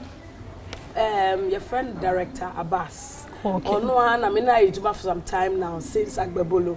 Oh no, Agbebolo video since that time no. And but I'm one of my favorites. Me that say. I never knew you favor me this way. You turned my life around. I played alone. I never imagined bringing me this far. You turned my life around. Okay, it's back to the video that you can watch. Yes, it's director Abbas Roche. He's a very talented young man. Okay. Who is doing a lot. Oh, you're very creative. I like to work with him. Okay.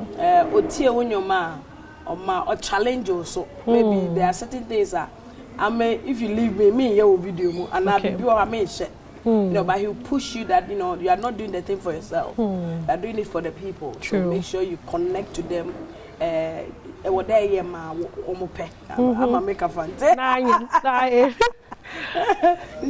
What I try now. Oh yeah, they are your fans want. The costumes now they my like how to even pose, how to appear and everything. Oh, it was nice. And I like working with him. It's nice. If you're is it your most expensive video? Is it? No, it's not. It's not my most expensive. Why is it not your most expensive video?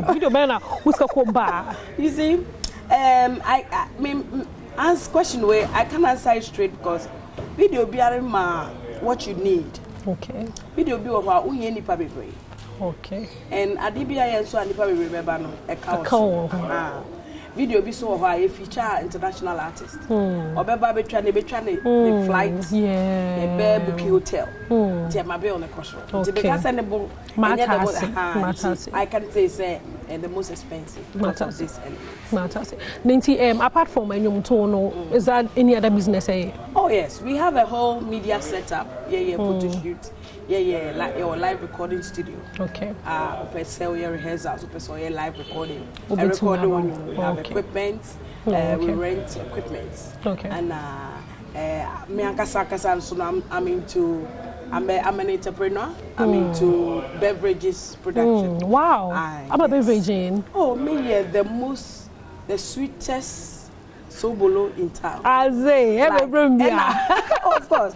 And a fresh juices, pineapple, ginger, beetroot ginger, Okay. It's really, really, really nice. Start to snail business, no? I saw it. We say, hey, but I never snails must be free from Cape Coast. No, you can't be way in the nature. But you strong tears, no ends. Start a business, no? Start a business, no? I'm not Joe. Start business na YouTube na ye chili beans, Makade, you have done well. Thank you for yourself. I think say about 2 days ago or just yesterday, they posted a video. I called some school St. Rose's. How was the reception like? In fact, I was totally shocked because I wasn't expecting that kind of welcome. Wow. They really planned to host me. And it was just beautiful. It humbles me. Sometimes God has blessed us now. But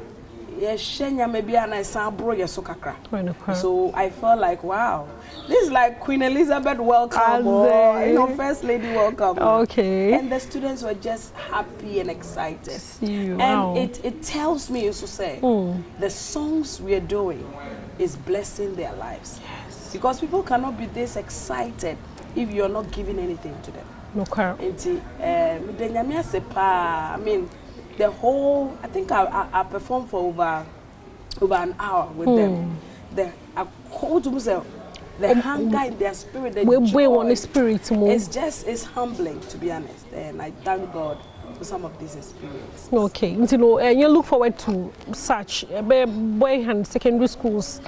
And I didn't what on Safrawana. Oh, I'm a friend, member, and I face so me and Cassandra. Education or free. Oh, I mean, me boys in school for one to be affordable. What I say? Me boys in I want to afford them, but I believe, sir, a human INS ministry. I have said this many times. And you be on the red card echo. There's some places that you need to just bless, without even expecting anything in return. I'm very, very open, and I face me personally. I don't know if you know, but I have serious passion for women, and so I do a lot of women's stuff. When it comes to girls' school now, the I thought I may organize evangelism.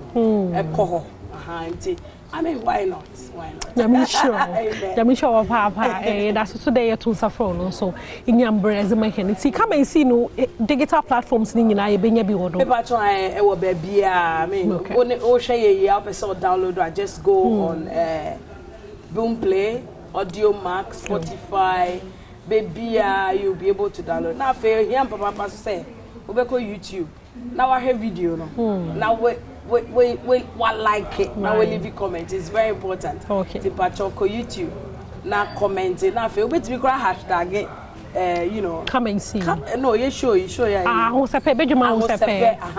Hashtag ahosepe. Na fato comment section. Miss Oriana Masheda me who say Ampa. Don't ask about again. Celestine Donko. Nyami inshow bebre. No call down for unye juma. When you become na imo beauty secrets. Na bija klama. But you better off head was been put up ya. TV. O said oh we feel too much. But that's what happened. The place where baby cat mo hade. Na mami care o there. Entrepreneurship. Week no okuda orokodo 29th to 30th April. Momodana fa who shame be Mikado Conference Center and Orokodo Honum. It's no call Makacho and painful bebre, but one ma wa build businesses Nazim wage now or Ghana had any now baby pay honum some journal in our over. Papa no also a lunch book a bien into the Bomos Nako network because entrepreneurship is networking and not on my oil come and no Coco pay more Mikado Conference Center Honum na participate in activities of our year or honum yado. Say from one edge in Shemia phone 05081100755 another a buffer phone was 0592409091. Uncle no why day I cafe banwa jolu police station channel whatever had the hat with I come up I fine when it's ban so enjoy no has about you was surprised we be there bra but catch the way a group of friends crowd but you painting as the way bibia wa how come Papa when it's ban so the case be in the price share a be shock a be shock what the form kulem tibra na busy na wa so ba yeah, papa. Is it no the fantado, many fruits, and that mean you know what had they on no share camera home some. I'm a belonzi, and you know, what had they, Mr. Kofi don't call, so had they also supporting a wife. The Marana Richmond was studio Presla, and a man Yamin show when you now be also my son, a Mamutu Mze interview Mze Brobia, Yamin show. I also had Jim bringing me Yamin show papa, Mze Bessie had a Yami Adoma, Yabasana Yeshia, because yai. By the Muna Masia, 12 common so and so make out say hi, Badwam on Adom TV, multi TV. See, Dika, catch on at your election headquarters, Kokomoti Power. They know quite copy me on Konobo, Edia Pemo, the Ecoso, Jesu Impeso Subiano, Eon Como Anna, Enubedi. What do you know about Jesu constituency? The history need to say. It's the first kind of Obi Echo Contincro against the major political party, Abibia that we didn't Kudiwana. What are the chances of Nipa AC Akanina? Even proud to ABC Akano and your money be a Kokoso and all those things in Anna, Sa and Komono, EBD, Ewan, but maybe Mamma questions in Aquaba, Sana question and paying for transit. Remember Erika G. Aquaba quickly, Erika Aquaba, be able to call. Sampa is still within the sanctions, yeah? Yeah. Until further notice. Until further notice. Robert Nazo can be a bamon penny for trouble. I'm on your margin. Now to Haka, I'm not buying penny much. I don't can be more free interview, remember? So, okay. To do a mopen on a moment, but the situation is calm. Send your calm, now send on 9 will be now. No, now we're in the do. I won't say too much. And you may 4 o'clock. Yanda. Did you say? Oh, sir. I'm manage you call. 6 to 12, 6 to 2. I'm point him. Yeah. You get the I say, Nina say. Say, I won't go for once a sampan near border town into Nipakua who do pin or. Nti ye was suja 40 Eric Jane Momo Radio and you know Jomo Kodidi. Nti sanko for Nina just open gare ni shetobi. Now they are showing passing. Omogu Chrono. I see. how about you pay me about so back quickly because since I'm on pony the share card of my about some kakre because you match it. Just of mine. You be able to Boko answer. I see who the quite so. Yes. And then a jebo a jaba be by election I share mo say ye be near po bi a share Onmunyam for John and Ponchia Kuma former member of parliament ma de share wo adweso about to ampesuaso no. And then about to commission can never be see 30th of April 2024.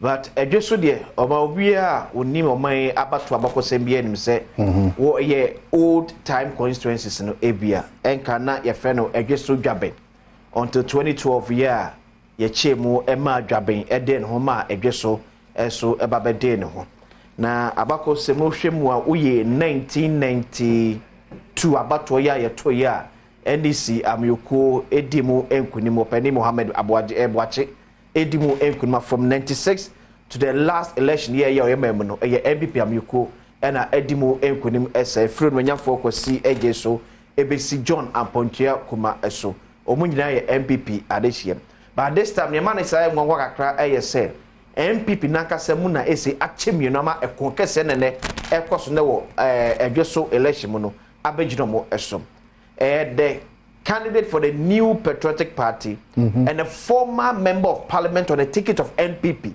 you call independent and they say abato nakasa ababegina omo eso ba hwemu dia enipa nsia ene ko akanse mu miensa ejina on the ticket of a political party miensa eye independent ye hwemu so man about 90,000 and abeto aba ene dey ewo dweso out of the about 180,000 population a war about to empesuare eso. This is a constituency a war about 14 electoral areas. Eti emu esu ye pa enye constituency ketwa. Ade ba ko obi ade bo no samrane eba Onmunyamfo aduomi. Ene ne wo gina on the ticket of NPP obi e kan wasem e ya kwan. Because ade ba ko a amanfo wo adweso constituency e peye pa eye akwan e ho sem. Okay, one of their priorities are edimu ye papa enti abona ekododo ne nyina between Onmunyamfo aduomi and the new patriotic party ne nyina aye nipa wahwa aboama akwan yo akosiye ewo abato pesua ne som and I know the last rally ya NPP ameko ye and I know memre da no the minister for roads and highways ekachere in the whole of the constituency omukuta about 32 ongoing road projects here started from 2017 to NIA. So quick man penfo miensa ye content kro e wa bato pesua so and Adom TV so e da hodom no kwabena owusu aduomi Fredua Ajiman Joseph and afei Atakura Joseph we nipa miensa mo ejina se content kro e wo edweso abato pesua na abato a eba so yi and your independent candidate say miensa 3 and miensa so gina on the ticket of a political party. It's nipa 6 ena so owam so mugina on a ticket of political party so eniem Osei Esther CPP Kwabena Boateng NPP ena Beatrice Boache LPG obana I see yes it's in so nipa miensa no so ejina for political party it's so far nipa sia na eko eti we have said na my but me quickly am fan ko sene abato akoso wo edweso said the simi etiem so you counted from 1996 abato ya ekoso ewo edweso na enipa nan ene gina premra hyebadwa akonya no eye akwasi osei agei nipa odi kan ewini seat ndima NPP amyoko ewo sa abato pesua so no onya 63.20%. Ena Mohammed Boache Ajiman ye onu gina owini 1992 on the ticket of NDC no enso benya 18.50%. Ye nyina 1992 de si abakosemu ema NPP as a political party atwe omo free yabato a ekoso no emum. Then Kwesi Bedu so gina for CPP also nya 1% ena Kwame Usu Ajiman so PNC enya 0.80%. Eti ye ko 2000 sena 2000 about one so e wo so and so eye e de efa ye mami control so ye ba eye 2000 about one enso a owura kwasi osei eje esa gina mu ma NPP amyokonum ebiem. This time about 78.80%. And NDC kofa a different candidate. Kwasi Edison also dropping from 18% to 17%. Then PNC about 2%. And NRP, National Reform Party, so yes, also about 1%. Kwasi Bedu, you also jinama CPP, so it's maintaining 1%. So now quick to 2004. Now said also at the echo at the FIM. So where is 2004 about 2 years ago so so. Now where the presidential I'm called parliamentary. I'm called parliamentary. Now you said the parliamentary the so echo at the FIM. Somebody can just say Owura Kwasi ejeya ogina ewo NPPs from 1996 no or comprensa. Eno wini ni nyina sa emprensa no enya so wini enso hodom.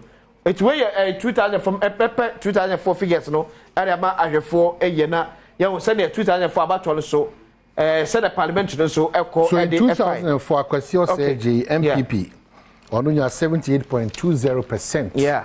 And Enima Wilson so NDC ono so enya 17.20%.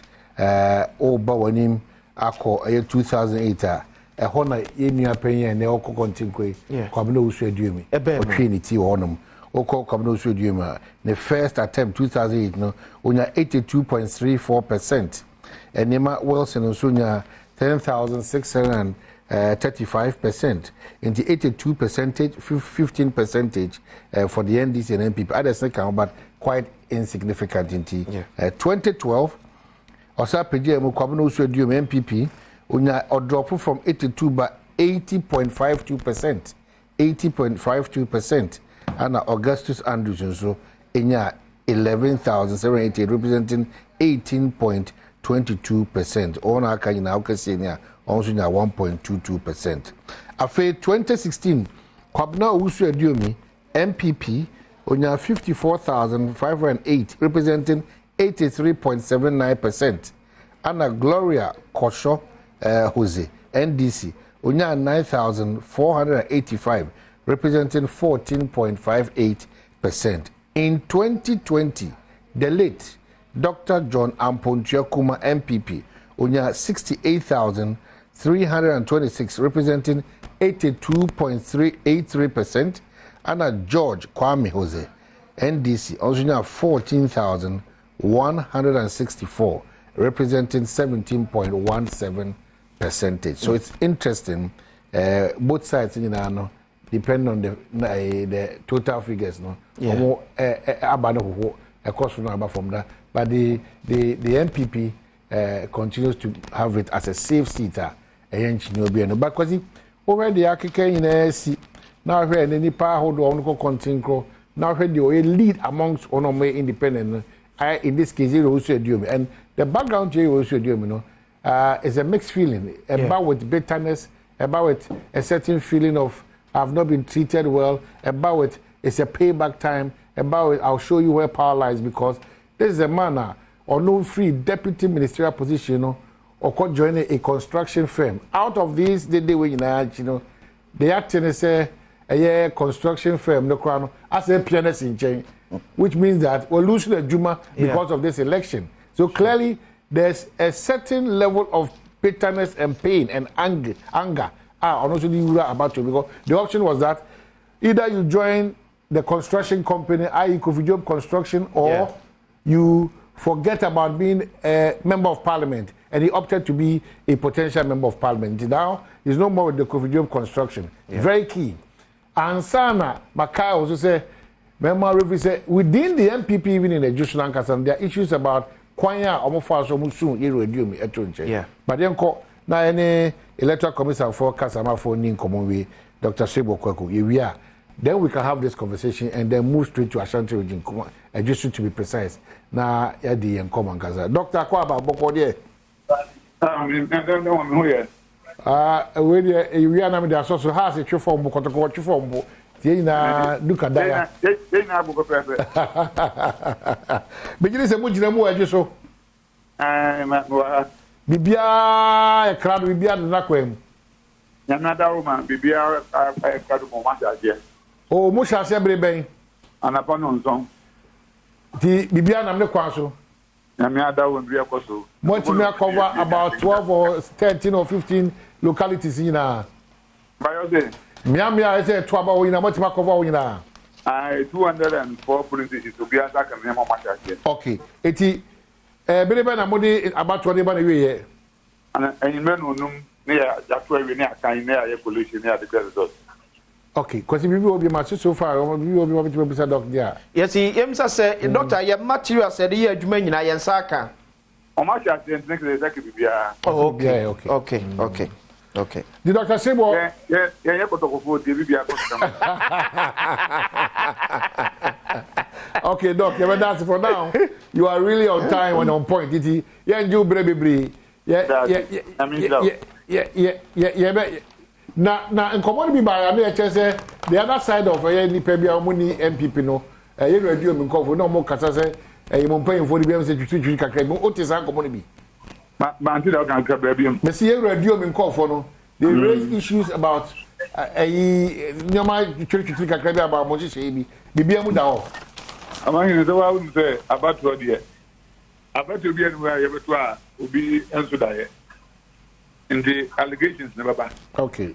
Baby, me I know I say me guys obi ba mo na ye go for now ye war listen or more listen. If go me we for you na say. Listen here that mama that ada. And ye one gata ekura indicate against the names no. There also be a na me na ye na my evidence here. And no na me can be na me hu be. But Monkofor no be painty. Have you given them the necessary warning as to how they should conduct themselves about to break? This time what we have told them is obi boom naswa against Zimbra. Now some ATM round to the police for the Westma. Or must the police for good be the we are there for that. The Roma are buying now buying what I Now your polling stations be one much as a result of the numbers now. But baby your polling stations be much as a result of the numbers now. Oh, sir, to say expected that one has been 204. Okay. Baby, and why more than 750. Okay, oh my Mr. Doctor. Doctor, meaning ebimu bisasa na nsi na say yisi say ne machine bia say obsolete say de NT e ko pe wo fro ba be shem. Na manfo bisasa ne ye de kwakwa by election de e ho ntechima ya enka ne mo ba be sakra mu ahead of 2024 elections in one. Upset na can want me 2012 BB and yeah 2020. Okay. 2012 na ye use be no no so wo back ya no na twamfo ni. Yeah. But ye use 2020 na twamfo ni. Okay. The ye use no since 2020. The old one and you use na I hope they come out. Okay. Okay, so we did that yeah. So 2020 ko to be with the winner. Katafe fast kwa unje anambwa. Yeah.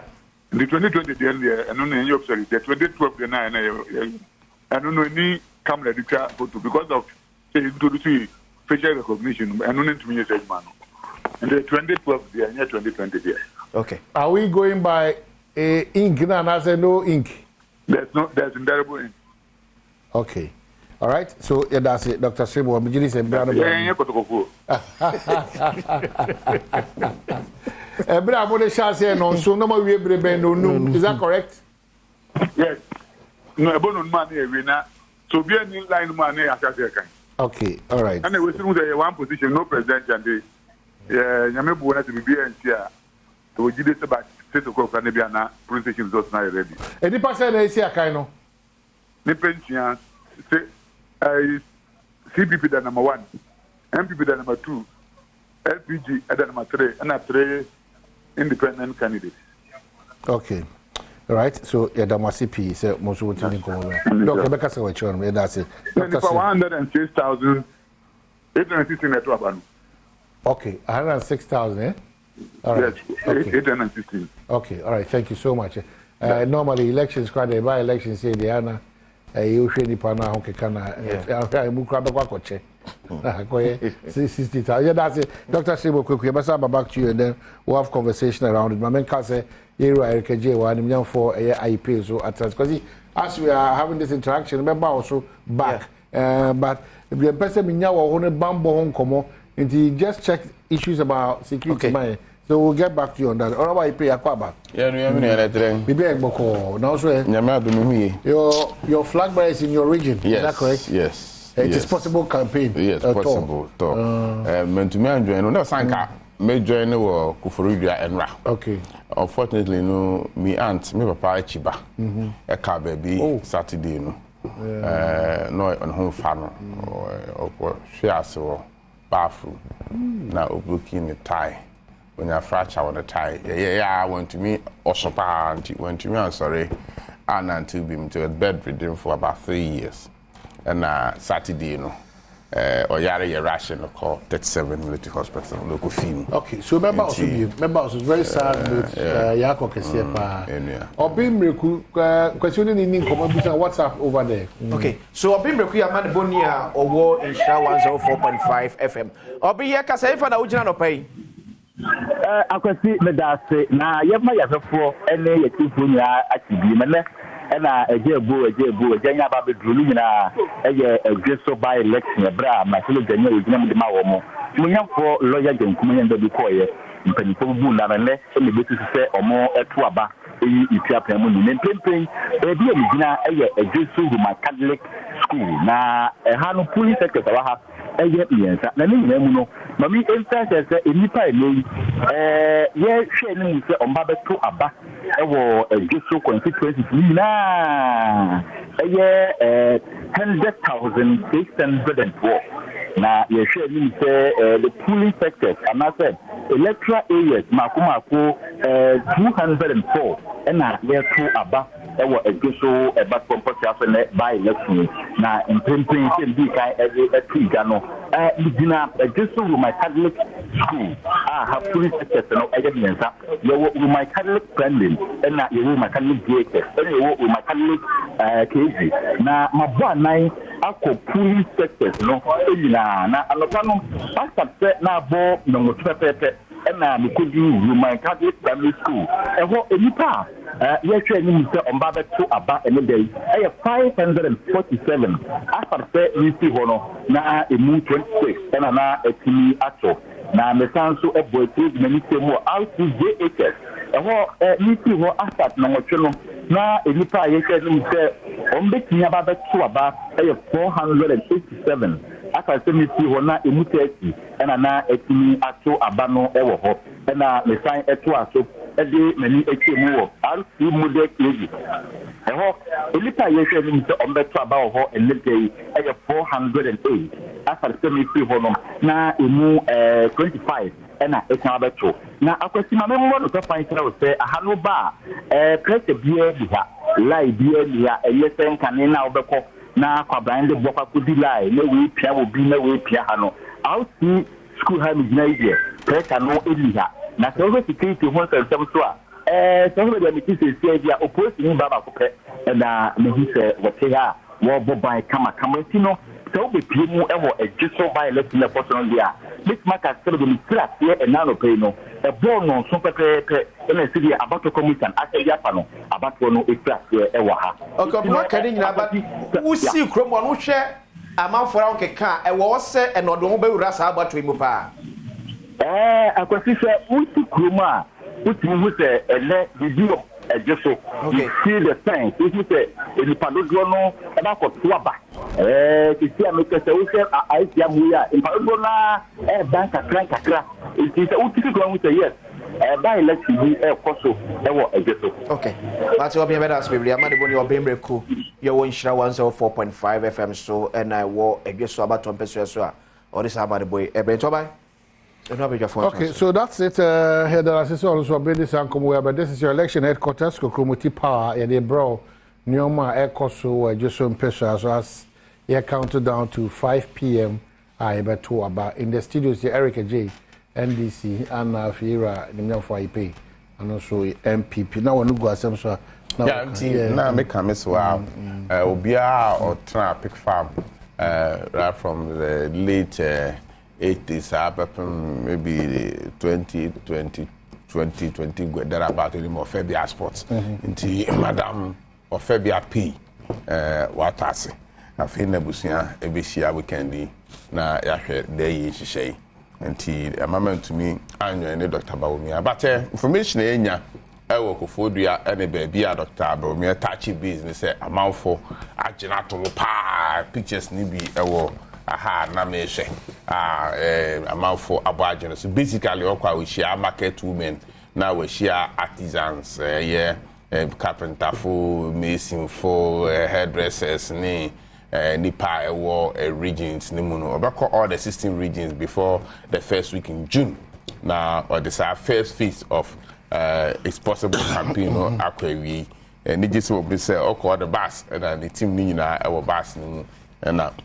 work with the few supporting staff on the emergency vehicles and emergency support ADH na baby obeku bia also amafo na ajato na sema all the two gba ye nyina ya tibi ni say also ojeto globally we are seeing na ayedin ahokyere aba enne ukọ UK economy no we ankasa Japan last no debt GDP go more than 200 and something percent ukọ US is about 128% to GDP nti ahokyere aba baby na ebi nso aka Ghana nti one na aban na adodan kwekufu ado edanwe ajatom sampa ahokyere ho na momunu Ghana fo nya ayirihemu se enye MPP boapayo na momunu eye wiase ahokyere aba na ebi aka Ghana na niama efiase get better enuoma ekoso nyina aba fem economic indicators nyina is getting better nti Ghana fo nto aba ma Dr. Badwam na omra no beto aso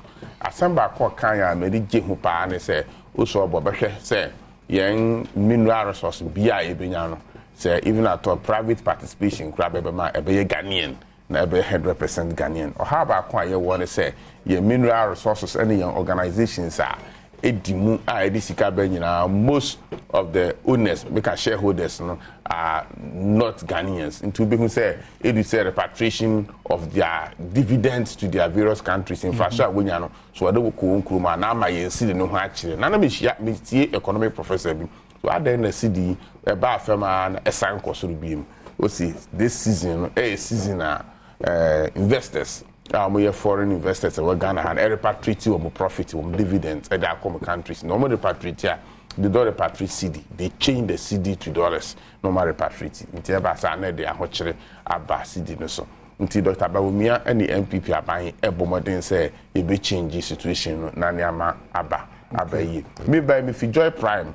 Mo sister station and me call her pay 6:30 my baby here na me pui was studio hono na branch bia e was studio honorable they say transport fare no be fia masama ya ba nya easy kra but be say me kana Ghana for nyina to say countries be try say we be subsidize the price increase fuel increase no na o subsidize na want to me nya sika afan to subsidy na then scarcity sets in nti afei the driver no kra onya fuel ni bi na wa charge expensive no de waba near MPP aban yen strategy ni say yen koye subsidy bia na ye ho mekere yen nti yen turn as market price at least ade no bo de kra ebi wo ha nipa ne benya ato ehyesin say cars be kwa sunlight e fuel stations na afei driver ni enya fuel na afei unya car obi say ukite ska so person for car be ma kra na unya nti that NDC approach say oh let them subsidize na who subsidize ya if you can't meet the subsidy there will be scarcity. If you can't meet the subsidy, people will not get the item to buy, let alone buying it at expensive. Until I get to say not wide, but they are available. Ghana from bear with us very soon. Israel from Israel for you will be. Okay. You have a call so quickly. Ero Himin, our man so Kwasi. You know Himin Jin come quickly now some back. So say Yakasa so or Himin Tevia, you also in Shra 104.5 FM they love 99.5 FM Kumase and so Kupim ewo egeso. Eti or Himin Yakasa also police station bed Ujina and Anopay. I say, Sister Ankasa, Yakasa idiot, Mababe Tibu,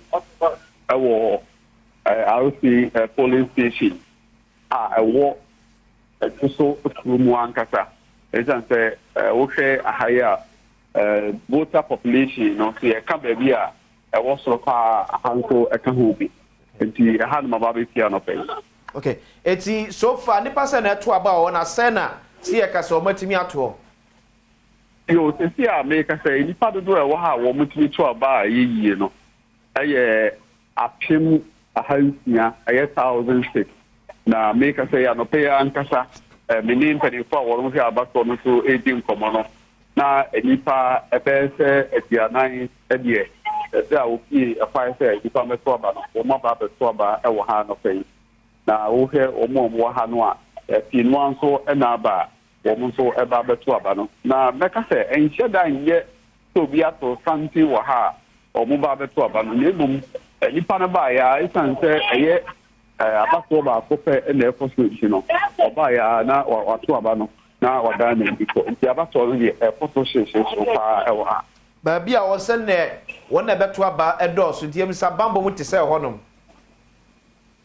N'okura nie bambɔ deɛ emu ɛwɔ soro esan sɛ wohwɛ ahayɛ a abatoɔ no kɔ so no a wato kɛseɛ ɛyɛ sɛnsoɔ ɛde afa ho ɛna owura mu a wobɛhu sɛ prosini baako ɛte ɛkwan na no pɛ ansa na aprosifoɔ kaa yɛ pikapa wɔde di dwuma no ɛno nso esi ha a mehu yɛ koraa no aprosifoɔ bɛyɛ sɛ enum ɛna ɛwɔ ha wokɔ akyire nso a baabi a polling center baako nso wɔ polling centers na yɛ mmaako mmiɛnsa ɛna ɛwɔ ha na ɔpɛ ha nso a aprosifoɔ no bi nso ɛsan te hɔ nom a wɔn nso ayere bambɔ no mu wɔ nti polling center biara no sɛ ahayɛ a yɛto abɛyi no mekaya aprosifoɔ ɛwɔ ha ɛkɔ bɛyɛ sɛ eti ɛna ɛwɔ ha wɔn mo bɔ ban wɔ ha ɛnyɛ sɛ aprosifoɔ tete akɛkɛ wɔn san wɔ bɔɔso esi ha nom a bibiara ni a wɔbɛtumi atena bɔɔso no mu di akɔneaba ntɛntɛm ɛwɔ ha. Okay, amanfoɔ nkeka wɔde bɛto aba no te sɛ.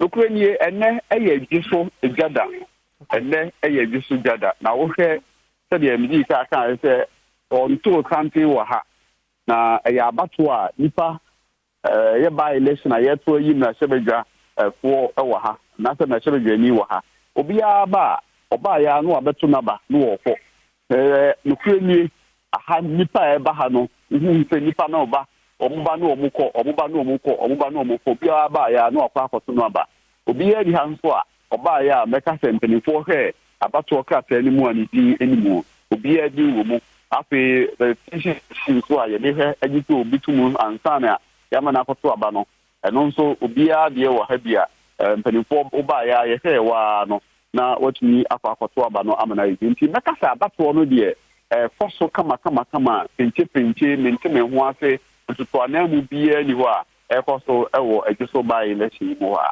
baawo so wɔhu indelible ink ni bi wɔ mepatwɔ a mahu indelible ink ni bi wɔ a ate yɛda so ahemetɛwi ama ne bɔni a nso paa yɛbɛkɔ akɔtwa yɛwɔ aba yɛba a we are continue our conversation on sɛ yɛkɔ aba.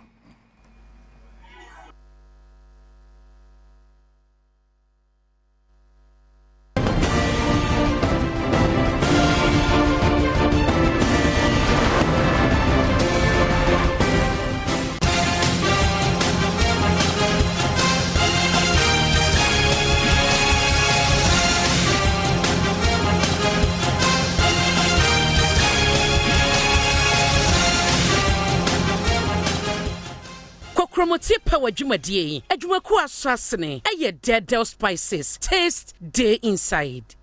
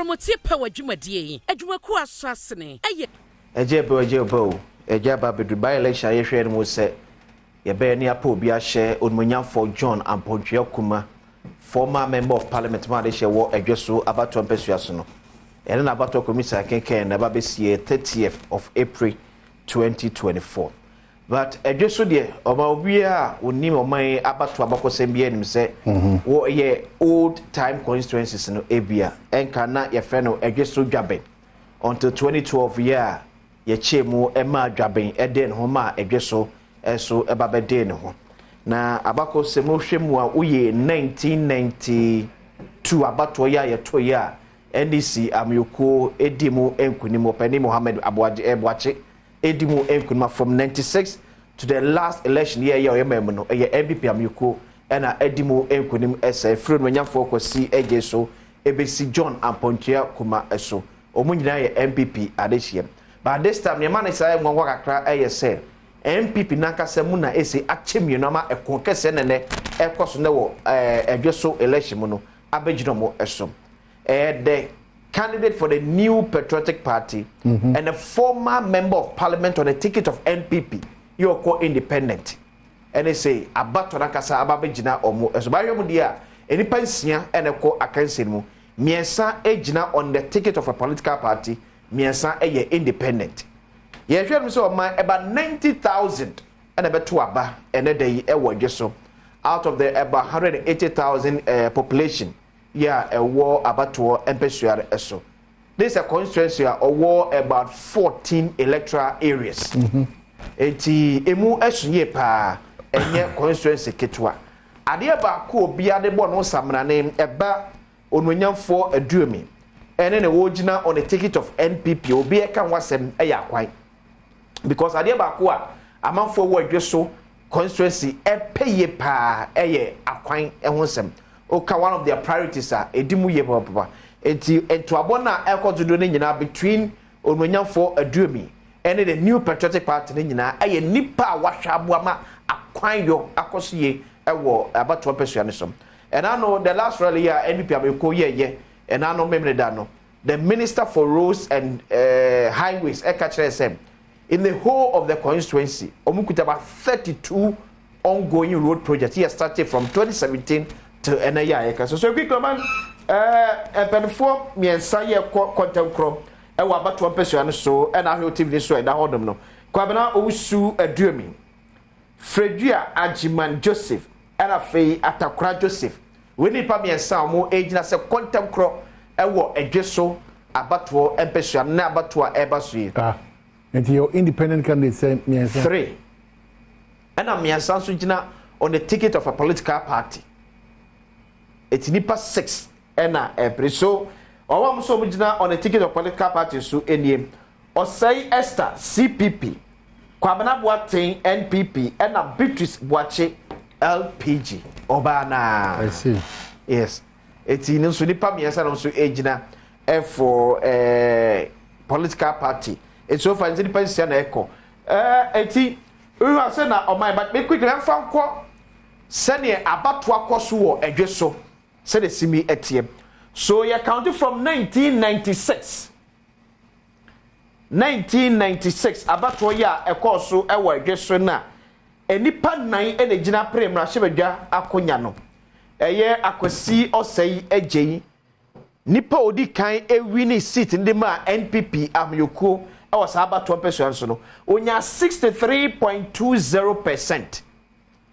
Ena Mohammed Boache Ajiman ye onu gina owini 1992 on the ticket of NDC no enso benya 18.50%. Ye nyina 1992 de si abakosemu ema NPP as a political party atwe omo free yabato a ekoso no emum. Then kwesi bedu nso gina for CPP also nya 1% ena Kwame Usu Ajiman so PNC enya 0.80%. Eti ye ko 2000 sena 2000 abato no so e wage so ene so eye ede efa ye mami kotro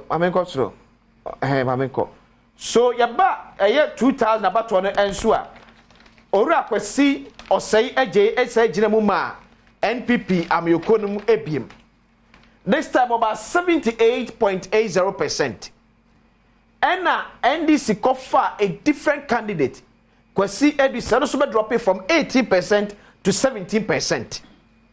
Then PNC about 2%.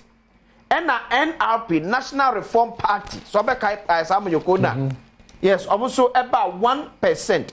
Kwesi Bedu, you also CPP, so it's maintaining 1%. So now quick to 2004. Now said also at the echo at the FIM. So where is 2004 about 2 years ago so so. Now where the presidential I'm called parliamentary. I'm called parliamentary. Now here said the parliamentary the so echo at the FIM. Somebody can say Ora Kwesi Ejeya Ojina ewo NPPs from 1996 no or comprensa. Eno wini ni nyina sa empresa no enya so wini enso hodom. It way 2000 from 2004 figures no ariama ahwefo eyena ye wo say 2004 abatɔ no so said the parliament no so echo so in 2004 Kwesi Osei MPP ono nya 78.20%. Yeah. Ana Enima Wilson so NDC ono so enya 17.20%. Oba wanim akɔ 2008 ɛhɔ na yɛnua panyin na ɔkɔ kontinkwe kwabena usuaduemi ɔtwenity wɔnom ɔkɔ kwabena usuaduemi the first attempt 2008 no onya 82.34%. Enima Wilson nso nya 10,635%. In the 82%, 15% for the NDC and NPP. Others can but quite insignificant in 2012. Osa PGM kwabena usuaduemi MPP unya drop from 82 by 80.52%. 80.52%. And Augustus Andrews so inya 11,788 representing 18.22%. Ona kanyina okasinya also nya 1.22%. Afe 2016 kwabena usuaduemi MPP unya 54,508 representing 83.79%. Anna Gloria Kosho Jose NDC unya 9,485 representing 14.58%. In 2020 the late Dr. John Ampontiakuma MPP unya 68,326 representing 82.383%. Anna George Kwame Jose NDC also unya 14,164 representing 17.17%. So it's interesting.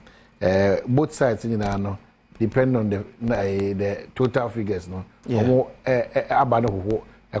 from that. But the MPP continues to have it as a safe seat. But because already now any power hold on continue. Now the lead amongst independent.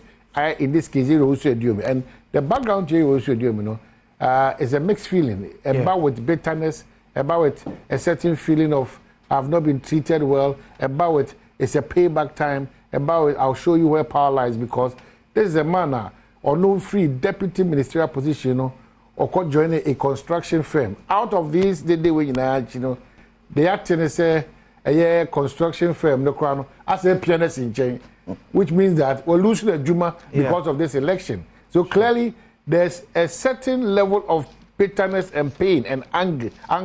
About it because the option was that either you join the construction company, i.e. Kofi Job Construction, or you forget about being a member of parliament. And he opted to be a potential member of parliament. Now, he's no more with the Kofi Job Construction. Very key.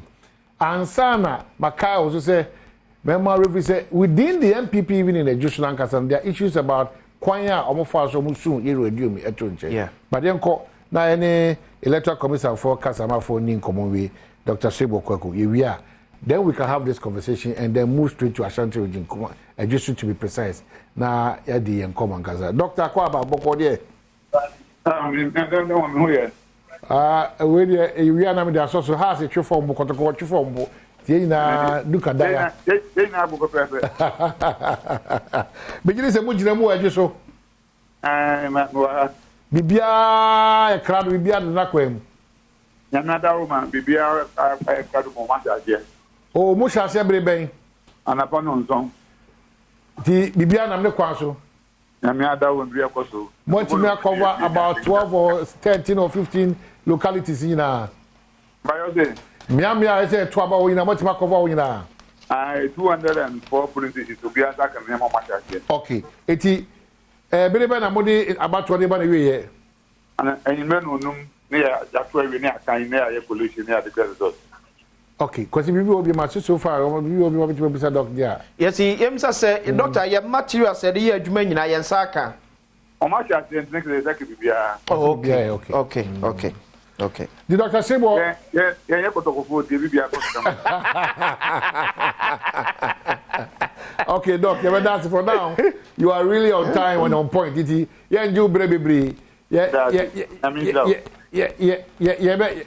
Now, in commodity by the other side of any Pebia money MPP no, you radio in cover no more Casasa, a you paying for the BMC to treat Cacamo, what is our commodity?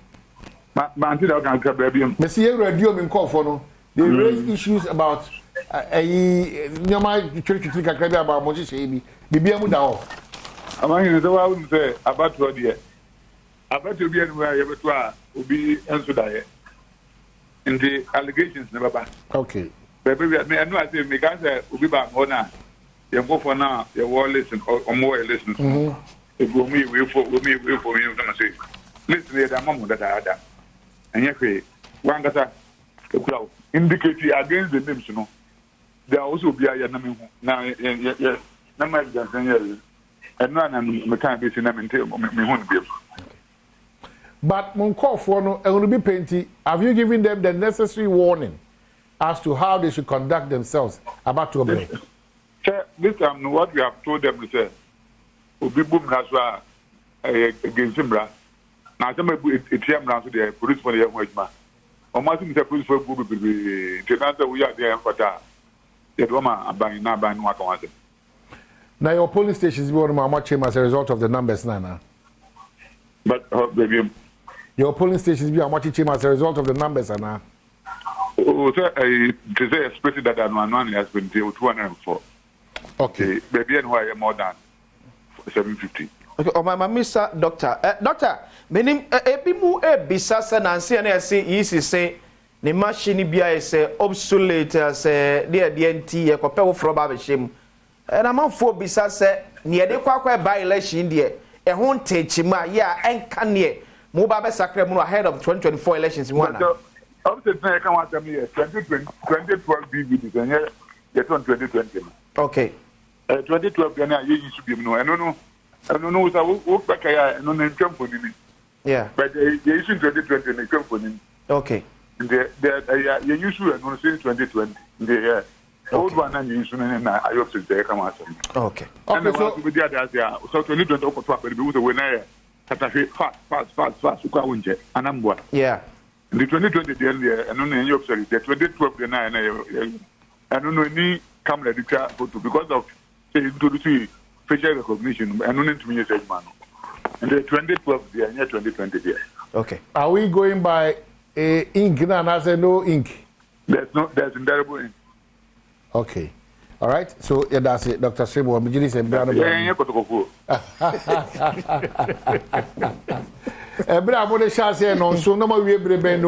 that correct? Yes. No, about man, so be a new line money. Okay, all right. And we see one position, no president, and the Yamebu wanted to be here. So we did it about 6 o'clock, and the police station is not ready. Any person is here, Kaino? The pension. CPP the number 1, MPP the number 2, LPG the number 3, and 3 independent candidates. Okay. All right. So, yeah, the CP is most of the time. Dr. Becca said, that's it. 106,000, 816 at Wabanu. Okay, 106,000, eh? All right. Yes, okay. 816. Okay, all right. Thank you so much. Normally, elections, by elections, say they are. You should be pana hoke kana. I'm going to go 60,000. Yeah, that's it. Dr. Sebo, quickly, I'm back to you, and then we'll have conversation around it. My man can say, "You're right, KJ. I'm young for IP so at because as we are having this interaction, remember also back. But the person in your own bamboo home come and he just checked issues about security money. So we'll get back to you on that. Or about you pay a back. Yeah, maybe I go now. So your flag bearer is in your region. Yes, is that correct? Yes. It is possible campaign. Yes, possible. To me, I'm joining. No, Sanka. Me join the Kufurudia and Ra. Okay. Unfortunately, no, me aunt, me papa Chiba. A car baby Saturday, no. No on home farm or shares or bathroom. Now looking the tie. When you fracture on the tie, I went to me or sopa went to me. I'm sorry, and until been to a bedridden for about 3 years. And Saturday, you know, or yare ration of call 37 military hospital local film. Okay, so remember also very sad with Yako Kesepa. Or being questioning in WhatsApp over there. Okay, so Obim Reku Amanda Bonia or War in Shah 104.5 FM. Or be here Kasa for the original pay. Akwasi medase na yema yafefo ene yetifo nya atibi mene na ejebu ejanya ba bedru nyina eye egreso by election bra ma sele ganya ogina mu de ma wo mo munyafo lawyer genkum nya ndabi koye mpanifo bu na ne ele betu se omo etu aba eyi itia pemu ni mpempen ebi emigina eye egreso Roman Catholic school na hanu police secretary ha eye miensa na ni nyina mu no mami emphasize say enipa eni ye hwe ni mu se omba beto aba ewo egeso constituency na eye 100,604 na ye hwe ni se the polling sectors and I said electoral areas makumako 204 na ye to aba ewo egeso Badwam possible by election na impemping bi kai etu no Medina egeso Roman Catholic school have police sectors no evidence you Roman Catholic branding na you Roman Catholic DHS and you Roman Catholic KG na mabwa nine akọ police sectors no na anopano pastor na bo no pepepe na mekodi Roman Catholic primary school eho enipa yehwe ni mse omba beto aba ene dey 547 after nisi hono na emu 26 na etimi ato na mesanso ebo etu mani temu RCJHS eho nisi ho asat na nwotwe no na enipa yehwe ni mse ombetimi aba beto aba 487 aka semiti ho na emu 30 na etimi ato aba no ewo ho na mesan eto aso ede mani ekemu wo RC model KG eho elipa yehwe ni mse ombeto aba ho enedei 408 aka semiti ho no na emu 25 na ekan abeto na akwasima memmo no fan kira wo se ahano ba pressure bia bi ha lai bia bi ha eyesen kane na obekọ na kwabran de bokwa kudi lai na we pia obi na we pia ha no RC school ha mi gina ide pressure no eliha na so security ho nsem so a so be mi ti se dia opposition baba ko pe na me hi se wote ha wo bo bai kama ti no so be pie mu e wo ejiso bai election na person dia this market so be mi tra here e na no pe no e bo no so pepe na si dia abato commission ase dia pa no abato no e tra here e wo ha okay mo kadi nyina ba usi kromo no hwe amanfora o keka e wo se e no do ho be wura sa abato mu pa akwasi se usi kromo a uti hu se ele video ejeso okay see the sign usi se ele padodo no e ba ko tuaba kisi ameke se usi aisi amu ya padodo na banka kranka usi se uti kromo se yes by election bi koso ewo ejeso okay but obi be das biblia amade boni Obim Reku yo won shira 104.5 FM so and I wo ejeso Badwam peso so a or this amade boy to buy. Okay, so that's it. Here there are also this but this is your election headquarters, Kokromoti Power, and they bro Nyoma Ekoso, just some pressure as you counted down to 5 p.m. I bet about in the studios here, Erica J, NDC, and Fiera, the for IP, and also MPP. Now, when you go some so now make a miss wow, Obia or Trap Pick Farm, right from the late 80s up maybe 2020 there about any more Febia sports into Madam or Febia P watase afei na busua ebehia weekend na yahwɛ da yi hyehyɛ nti amama ntumi anyo ne Dr. Badwam but information enya ewo Kofodua ene baabi a Dr. Badwam touch business say amanfo agina to pa pictures ni bi ewo aha na me hwɛ amanfo abo agina so basically okwa we share market women na we share artisans carpenter for mason for hairdressers ni nipa ewo regions ni mu no obako all the 16 regions before the first week in June now or this our first phase of it's possible campaign no akwawi ni just will be say okay the bus and the team ni na ewo bus ni and work with the few supporting staff on the emergency vehicles and emergency support ADH na baby a obako bia also amafo na ajato na sema or the two gba ye nyina ya tibi ni say also ojeto globally we are seeing nyina ayedin ahokyere aba enne ukọ UK o economy no we ankasa Japan last no debt GDP go more than 200 and something percent ukọ US is about 128% to GDP nti ahokyere aba baby a na ebi nso aka Ghana nti one na aban na adodan kwekufu ado edanwe agya atom sampa ahokyere ho na mmom Ghana fo nya ayirihemu se enye MPP boapayo na mmom no eye wiase ahokyere aba na ebi aka Ghana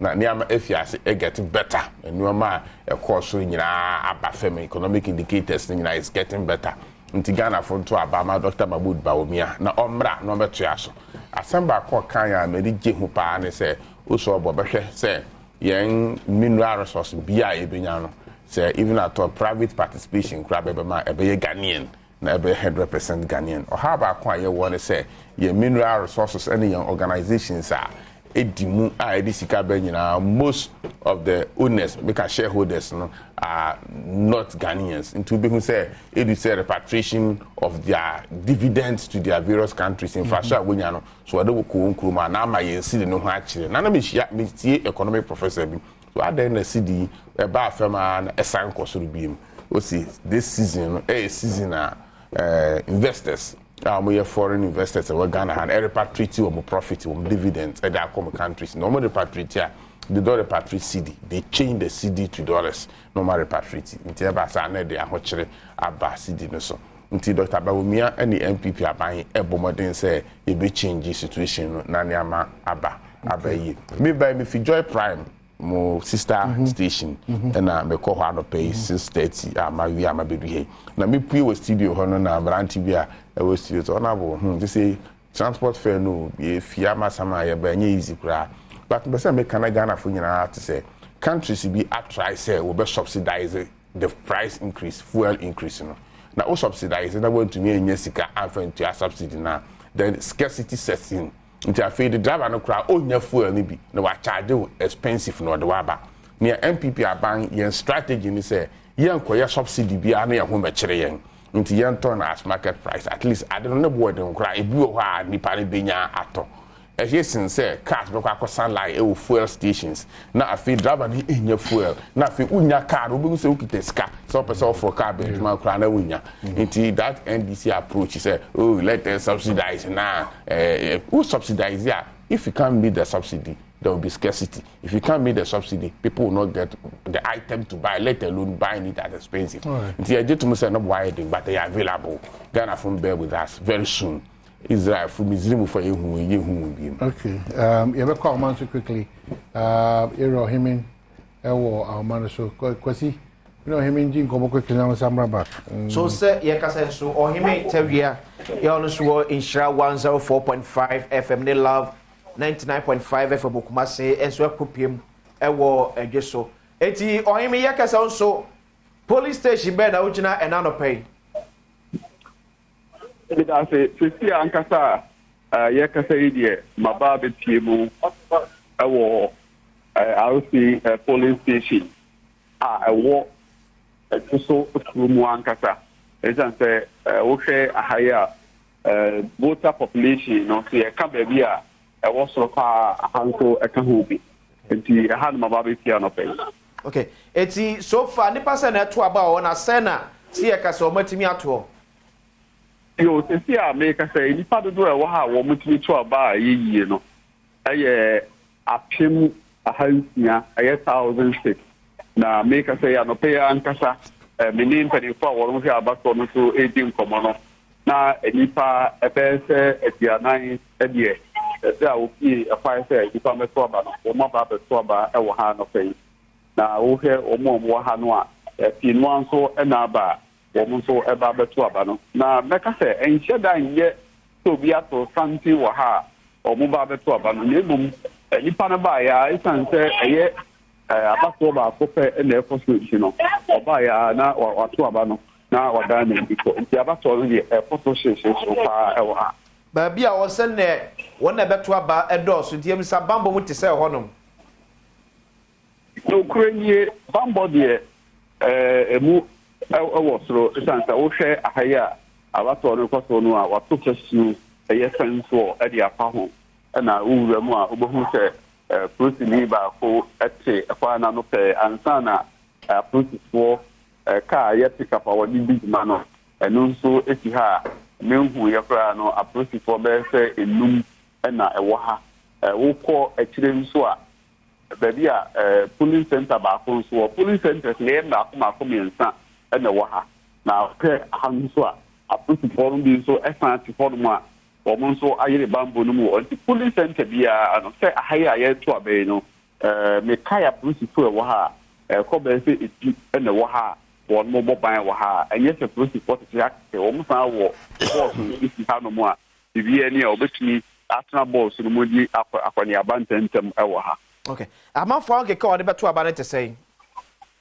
okura nie ene eye giso ejada ene eye giso jada na wo hwe se de midi ka kan se on to country wɔ ha na eye abato a nipa ye by election a ye to yi na sebedwa fo wɔ ha na se na sebedwa ni wɔ ha obia ba oba ya no abeto naba no wɔ fo okura nie aha nipa e ba ha no hu se nipa na oba omuba no omukɔ bia ba ya no akwa akɔto no aba obiara di ha nso a ɔba ya mɛka sɛ mpanimfoɔ hwɛ abatoɔ krataa no mu a ne din animu obiara di wɔ mu afei petition nso a yɛde hwɛ agye sɛ obi to mu ansa na yɛama no akɔto aba no ɛno nso obiara deɛ wɔ ha bi a mpanimfoɔ ɔba ya yɛhwɛ waa no na watumi akɔto aba no ama no ayɛ nti mɛka sɛ abatoɔ no deɛ ɛfɔ so kama penkye mente me ho ase ntutuana mu biara ni hɔ a ɛkɔ so ɛwɔ agye so by election mu hɔ a baawo so wɔn indelible ink ni bi wɔ nipa twɛn a ɛmɛ indelible ink ni bi wɔ a ate ɛda so ahimetɛwi ama ne bɔ ni nso paa ɛbɛkɔ akɔtwa ɛwɔ aba yɛ ba we are continue our conversation on sɛ yɛkɔ aba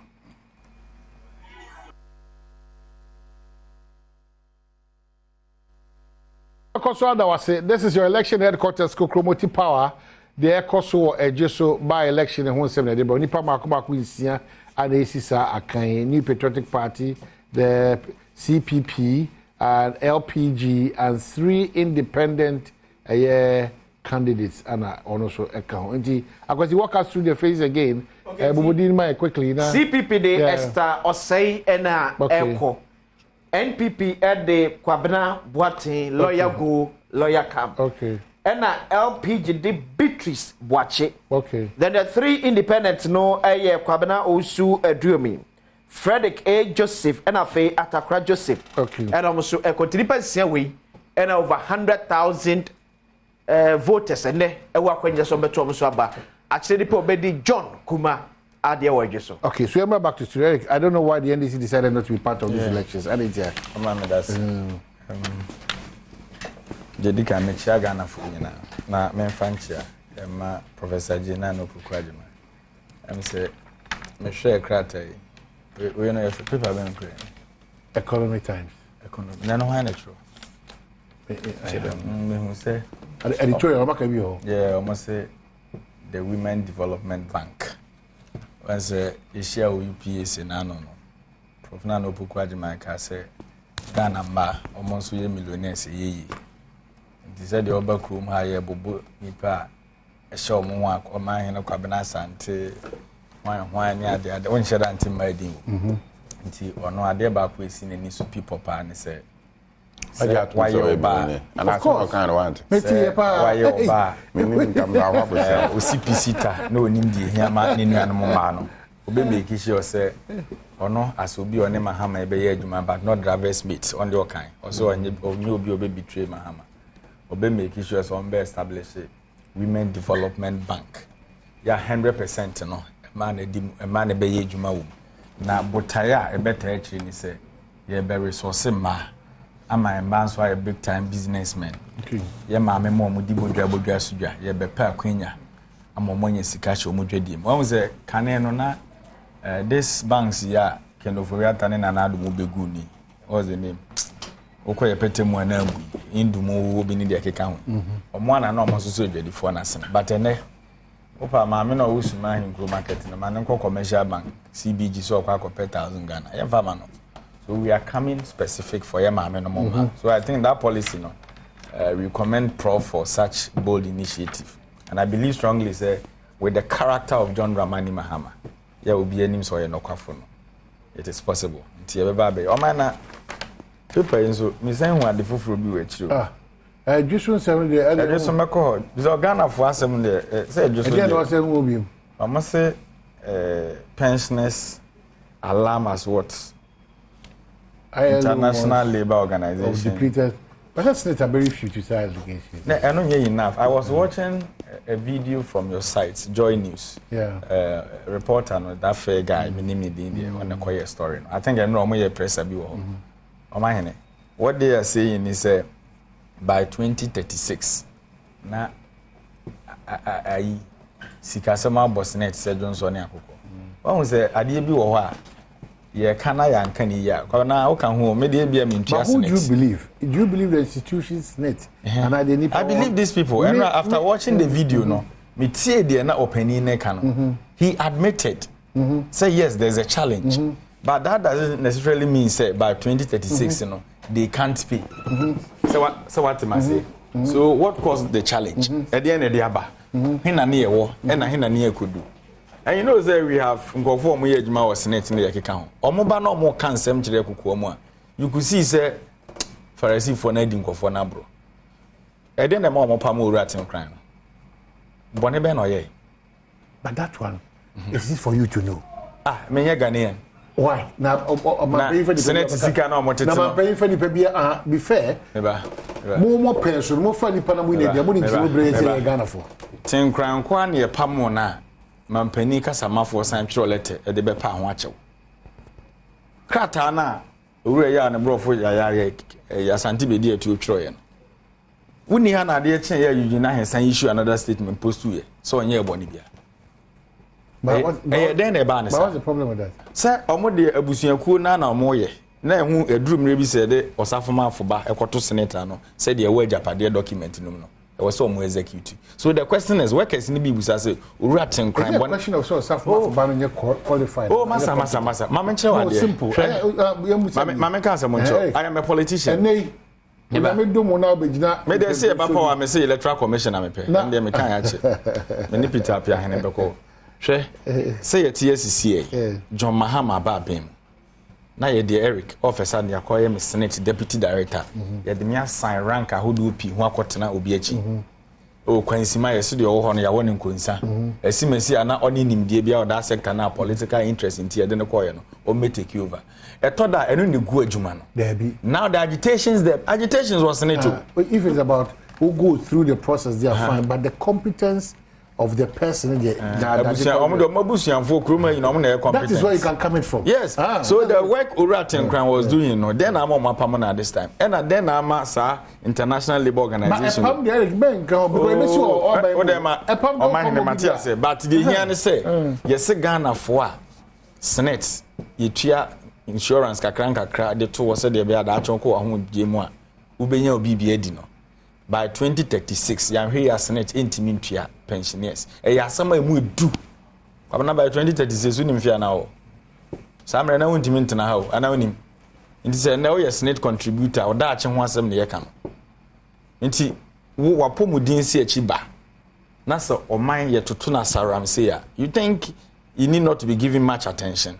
And when they hear your dress of mommy at this time. Because you are not a part of the nation. I am not part of. By elections, I am talking of the masses in the country.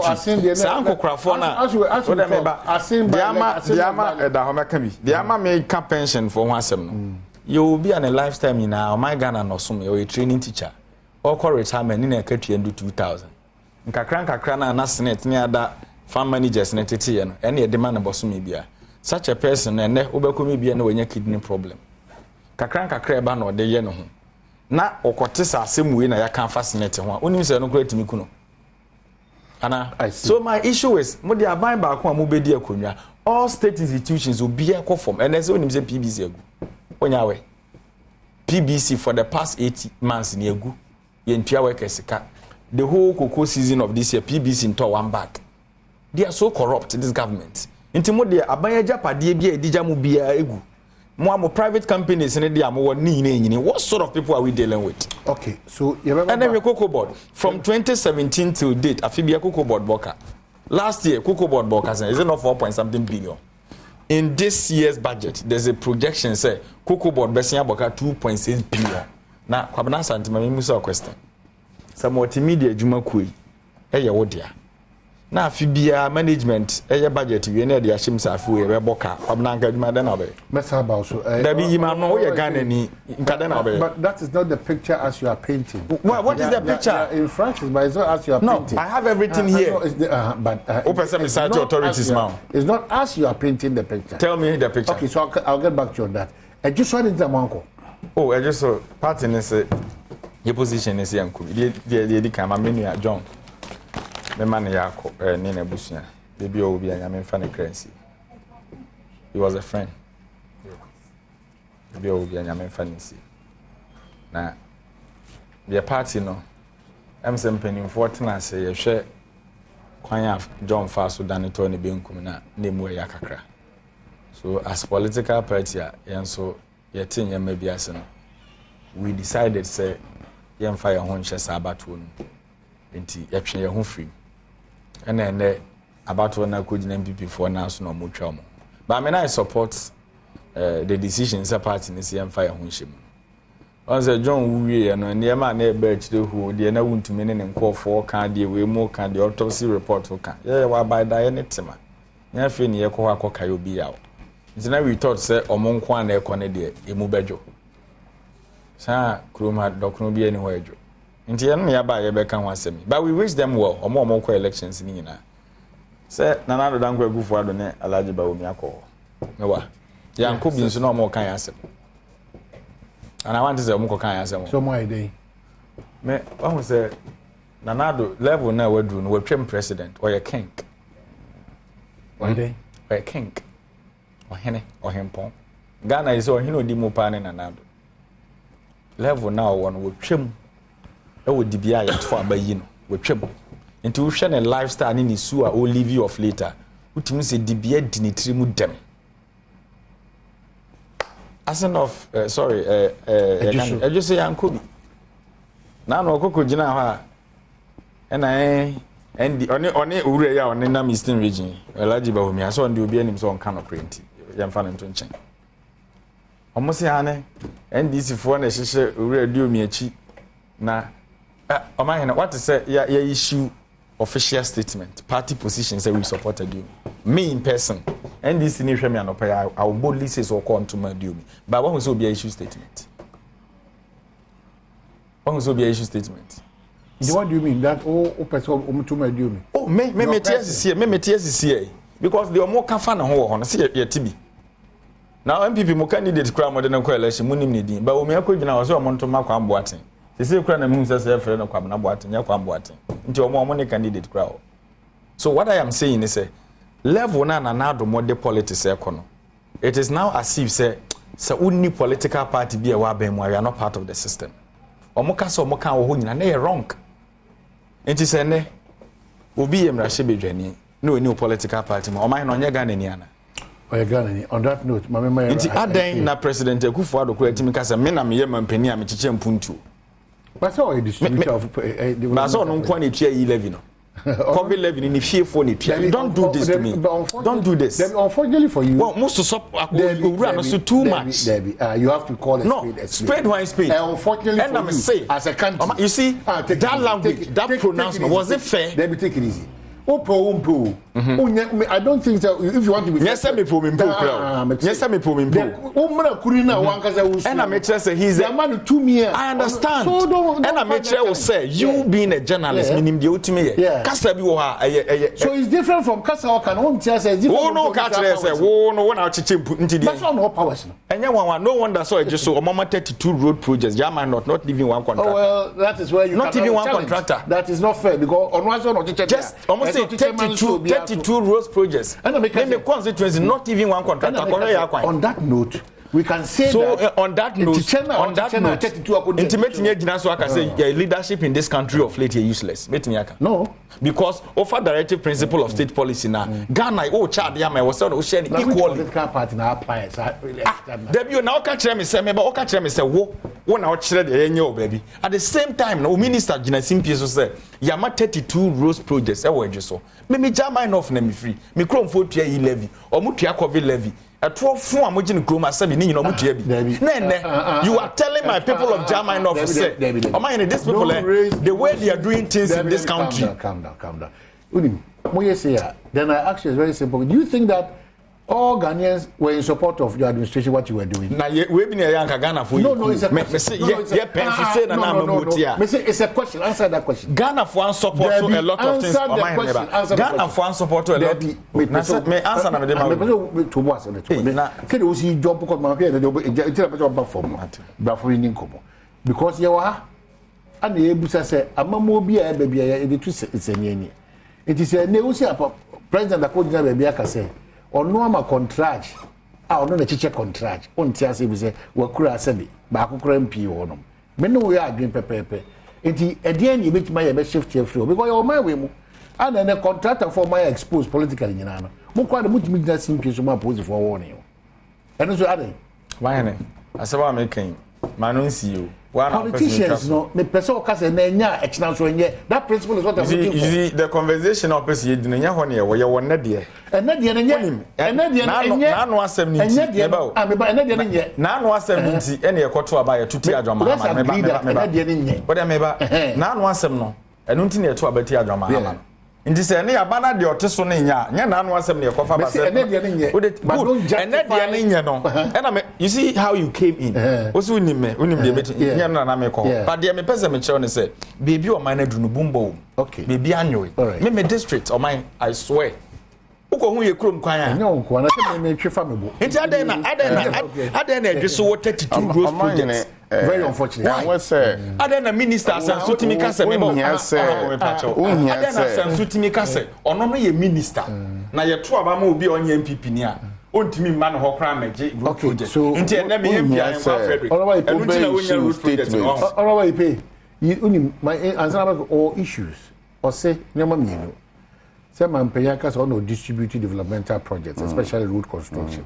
na ono ni krum yenye kwan ba kokora say wo de to so bi e ha the sector minister aka say oni na ba mu e dey say obetimi ni wadi djuma titru akwan ho djuma o say na ma menu e ha na adwa say na wato awkomo so meto aso na mo wa kansen bia no so ehu hia say ye be clear e san say oye law student na onim say ye to abayi president near so president in as president our appointing minister or BBA minister na be bia no oye on behalf of the president it is of president Kojino ka say oh honorable do me we so the project e be so we will say project now ba whatever just no what the project in my name me dim na gina na the project in by what is wrong with that that's what the constitution says anything that say we parliament the budget na echiche project no the better parliament I would say the finance minister presenting the budget on behalf of the president it in the minister bia be no or on behalf of the president it is a president Kujiro ka say me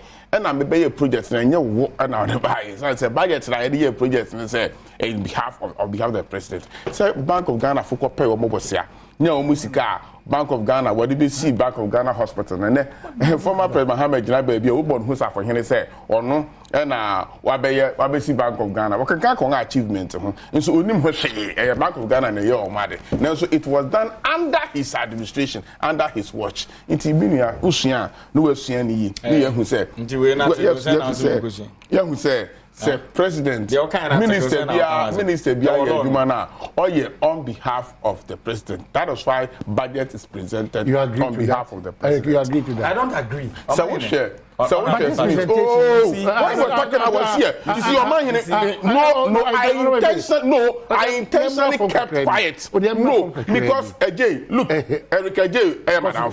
I don't like the way I about radio so okansem. Me person me so no be can say. So I intentionally kept quiet. Share. What was SSNIT records ma? Social Security and National Insurance Trust. A trust I will say a building the future. For instance, nipa contribute to the trust. Trust in school benyano. Also the investment. I'll see you do pension so be a chia contribution krana. I'll say SSNIT to me this car wajano. Do not the chia beneficiaries naka. It is a Ekobase in the year 2036. A Ekobase contributions kura yenyano. And to me, chia beneficiaries naka na how. Not just SSNIT and to me, I enough investment. To the sense of contributions, Sizikra or to me a chia ne beneficiaries because me miska me chia SSNIT was SSNIT. It is a SSNIT gets any contribution be ma. I say me miska na SSNIT ejeno. What me the do man or the chia me benefits when I go on pension. It is to me massa na your how. But sad way are there. I want da. Fi kwa me kroma bereso. Ye calculation ni na SSNIT drop one or drop. O ko first SSNIT records. Ma say every year they drop. International Labour Organization keeps warning countries almost as Ghana countries say what's association. We should be able to build our social security system in such a way, sir. If contribution ceases today, we should have enough money to make investment. I see to me car. You be here to money. You share ni pa. We pension neka. And na countries ni bebre Ghana ka. Enye na na do down Akufo-Addo MPP a pension as adi wo ho. Ye SSNIT a decline every year. Under all administration, be a SSNIT a declining.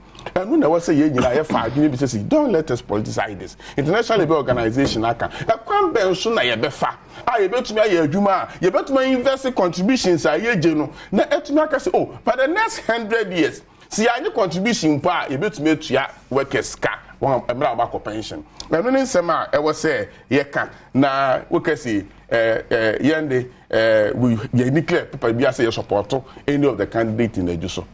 No, so do you want to issue a statement to say this for your coordinator na kona question na ekoso wa juso and this is for Anfield the candidate. Why? Because we share record so quickly the highest they have done is 18%. So definitely you could buy elections now constitutions over 100 something the 1,000 voters, registered voters. The last time you had 18%. The last time you had 11%. The last time you had 15%. Definitely, okay, you are just going to waste your resources. And you know, one person will be lose because so this is a reflection of what is going to happen in 2024. One person will be support to a do me. Now do me be lose because so this is what is going to happen in in 7 December 2024. So let us back out. Into any one strategy now. But what grounds are they are those leading the independent candidates in the campaign. But do you have a problem with I don't have a problem with that. Yeah. That the American say one may Ghana for you say one and I was support on Abu Edum. At the end of the day, no, so Abu Edum will lose. I'm more major baby and say, oh, and I end any Hoshe. Say, Kobasa, so when it's idea, not 2024, and this is a Quackolusia, yeah, but you see, the problem I have with Abu Edum, meaning enter parliament in 2009, and now, or the ranking member for transport, rules and transport, a chairman. Now, President Akufo-Addo appointing as a deputy minister. No? And I maybe take you over as chairman of the committee because I was a member of the committee when we were in opposition. But at the maybe nipa bi a cassette and another down Akufo-Addo aben nipa bi diyaw on Akufo-Addo aben say yanu so yanya den yanu so hwe me bebo MPB din a kire o ye fe no honorable Enyimedu or ye MP for Asante Central a second law degree law lecturer at Kenya University. I mean, it's about this acquiring a PhD because when we entered Parliament in 2009, look at a second degree law lecturer at Kenya University. When you say work of Parliament 16 years in Okoyo, not even a deputy minister. Not even a minister. Committees in the chair of Parliament in the crowd. I don't think Papa way committees in the chair of Parliament. You know, ground chance. And you do. And you do. Was a winning beam or 20 years. Or elections we know we near or for 20 years. Me, you see, I was 18 years and he started seeing Professor Edubahin, the Nekufuado, Dr. Safu Edu, Darocha. Me ufa me card, me MPP membership card. My membership card dates back as November 1992. Yeah, for my MPP, May 1992. I was a member. Only say young constitution defined a founding member are those who sign the forms now the electoral commission. And yes, our definition I can make me says me back say me a founding member of MPP because I joined the MPP in November 1992 as a card-bearing member, as a member of mutual dues. I've been in Parliament for 12 years. 12 years, not even board membership, not even board chairman, not even a deputy minister. But we are still fighting and talking and defending this party. And I'm paying me fee constituency, me fee constituency as early as 4 o'clock. Me fee constituency because I know I remember I joined Prime at 6:15. Me for my baha last week. Me baha. Me fee bad joy Prime. Me baha. Me fee ha. Me kwa Adom. So one woman what to me a deputy minister. Must keep quiet. Who what to me a deputy minister of not any mere ministry but Rose. And that's our opportunity now when people know. And I would general catch your constituency because of that want to have amount. Now who soon you see, when people have benefited, those who have benefited from the government, when they behave like this, and then knowing very well, say, see, you lose seat we are going to suffer minority in Parliament. It's going to affect the government in Parliament. And you are doing it. Meanwhile, what day are you deputy minister? What day? I'm not sure you're deputy minister. Me were minister of former minister for roads and highways. I'm a honorable. Me were in office, and I would do two documents, 2 road projects. Men who document me check the length and the amount of the quantum involved. So on my opportunity, never go through bidding process. Then acquire a road in the central region. I was there when the man gave you authorization. So go and follow the process. Go and monitor the process and get contract for. I don't know, say a man is so source and not man competitive bidding. But once minister give you the approval, it may be a so source. Today you have. Look, Kofi Job, we are the supervisors, we are the chief engineer, whatever it is. When him about we buy, when him contractor, what the man, I was in my quarter's office. Now my quarter catch me say, today man is me Kofi. You know me company, I made a road construction. My 4 years and nobody has paid me. Now the company has collapsed. Or catch me say, honorable or the honorable Adom. I'm a Kofi Job, this one Kofi Job, and then Juma. Until he's okay, so it's me Tommy was we bet you a miscan, my back maybe haven't been paid. So Mr. Lakmanachi, the mere miscan to me land to say, ever Casama party, when you had such opportunity, and they would we say, you're to a MPP. Maybe one pie, MPP will win these elections. Now, so we need you're about to studio. People who have benefited from the government, and then MPs are losing 32 2020 elections. 32 MPs and you losing. Some were deputy ministers. Some were committee chairmen. Where are they?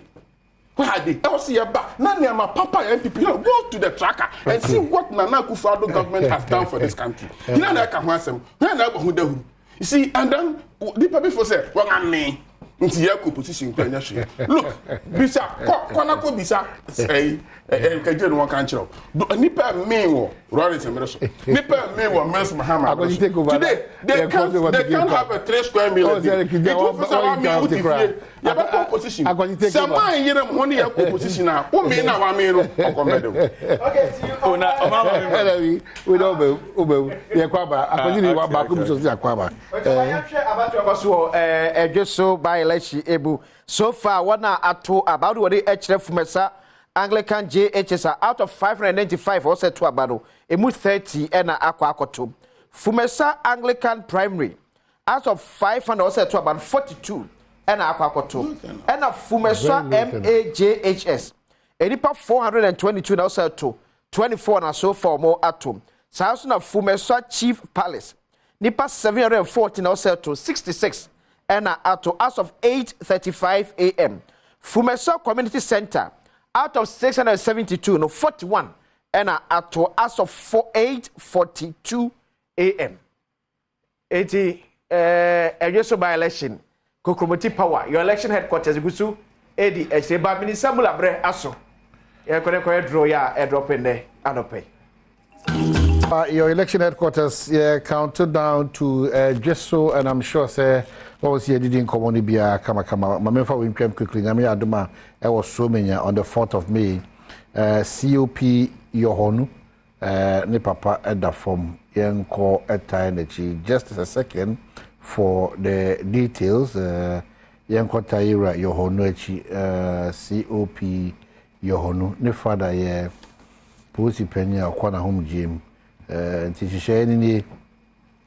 the late DSP retired David Yeboah Yohonu, 82 years, Onyame Adoma on the 4th of May, and one of the Shishain Eguso, Yenebekoso, Ewo, Sumenya, Main Lorry Park, 4th of May, in Tian so dress code near black and white, now black. And then the question I was going to say, Message Yankotai, COP Yohonu, a radiator friend and father.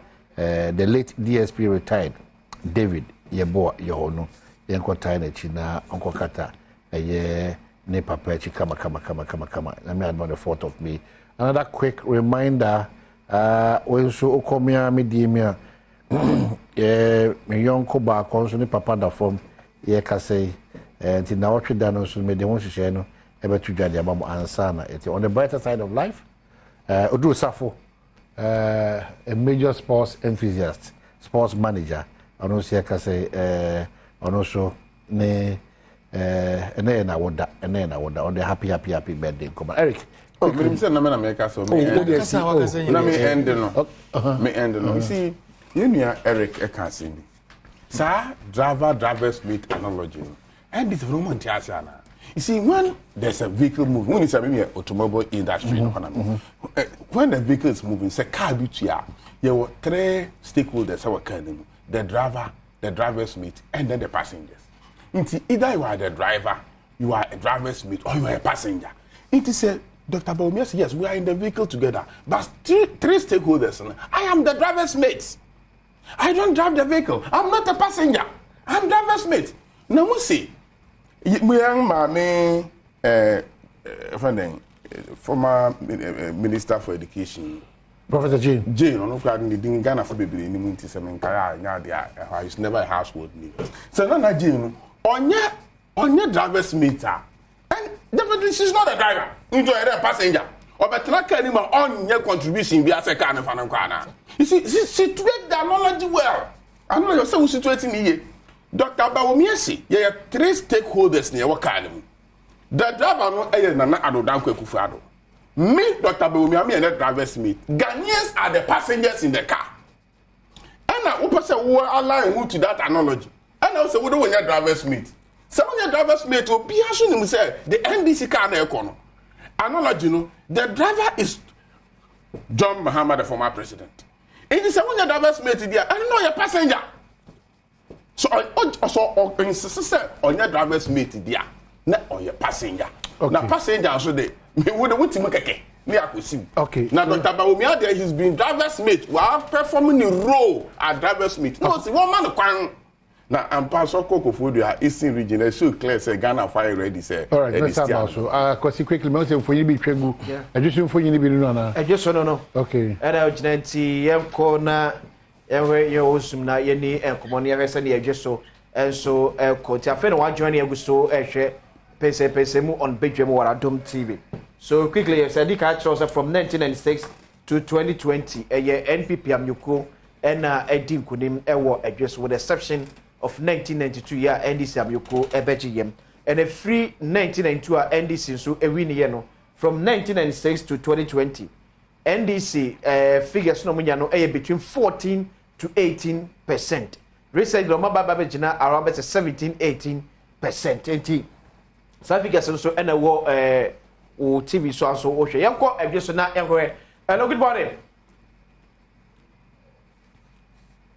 Okay, ti ye betra ne anya e call back na e di pictures a wo nyina eye adweso se ne abato no e koso ene adopai enso ene no ye di kaka to se abato no start dada ye o start to abano about 200 police centers and abato no e koso ye hwe nim se nipa be se 100,000 ene ekire ene betimi ato aba ene day e wo adweso 6 nipa nsia na e contest miensa ejina on the ticket of a political party miensa so eba ese content kro na sense wo hwa abato na kasemu a ba bia kwa gina yie pa no the former member of parliament ma abato mpesua no ye ojina on the ticket of NPP any NPP na kasa so nipa omo so de ne eba so ma contest sa abato no obi a ne cars at one man na gina so ema adwesofo ejina so de ato ma ba eye de toman obeso benche besa ko so pictures on your screen nyina from adweso so you have pictures the way adweso constituency there abato no electoral commission for me ati ase omo hase no so pepepe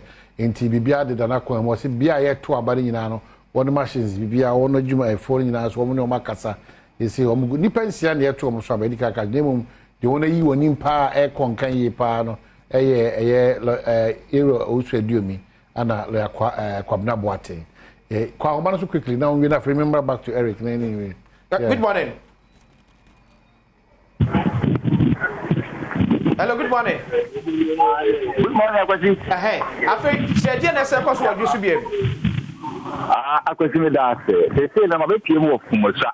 Okay. Na so be kaya bra, nti pie mu ezie wo mu ento abonu nyina no akete na mo ye no miensa no. Omo eyebi e wo ofumusa.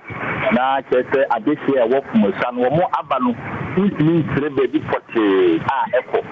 Omo de no ntimi identify se be ko ha na se ba nti ha no kokomuti power ye bi ekire smeka kra ni na me pass down e wo fumusa na police center ba ko am si ho e meta community center e ho kwa na mpempe ni gutu gira ha no ba abatko no koso asundie ma police pominu e na e wa ha e sansa ha no omo abo police area ha de area pese na se ubudu ha omo de akonya si ho ayi omo mbeto aba no metima kanya mprempren enipa enso na esia konya se trese wo mo egilai edumo so ekwikwi kaka na we de nyankopon adom mehu doctor Serebio kokwi wa ha ma me emompi no na me ne doctor emho enkomo pa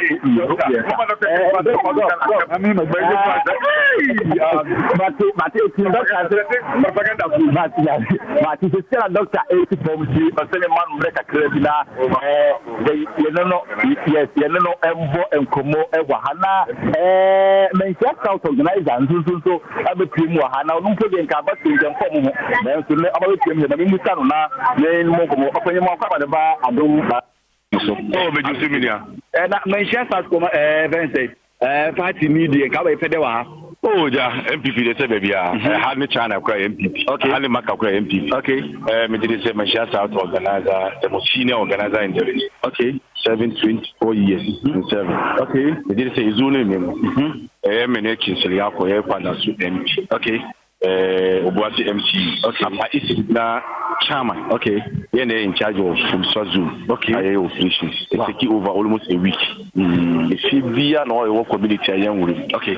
Assembly my unity committee ankura yare for the Obuasi the one can what to be identify with ya. Nti wa say ye dwuma ma lawyer Kwabna Boati. Okay. Na mazibu. TDM mo na mo wa ha mo hwefumasa mo ti say form no grounds to say oh emoye nkasa I want say by election there different election. Okay, general election. You find a first one, the manage by election. Okay. In terms of motivation, apathy, ATSC was system minimum. Okay. In by election day, specific election. It's all the when you conform or have been our manusem. Okay, point of first mobilizing the pandemic. And me did say a target today. Now it's the player being a mobilization. Yes, send the other war as a party, ordinary Panama. They could have 672. The price of motor about a year from South Community Center Police Station 1. Okay. And the target almost 400 plus out of 672. Okay. That's our target as a team headed by the Upper East Regional Chairman. Wow. As assisted by Kinsley Yakum, professor. Yes, I also you could delete. Okay, it's one only for more cherry. So we target him. It's a Jumana. But you did him. Alaja Buba Mashasa. Alaja Buba Bana, Yetin on Kano, no, and the Yemen South.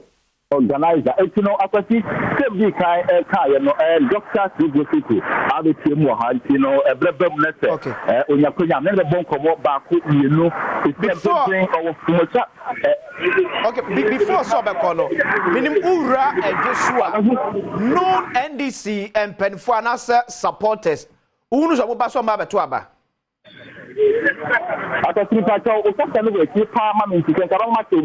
Okay, maybe say Ura and Joshua, known NDC members.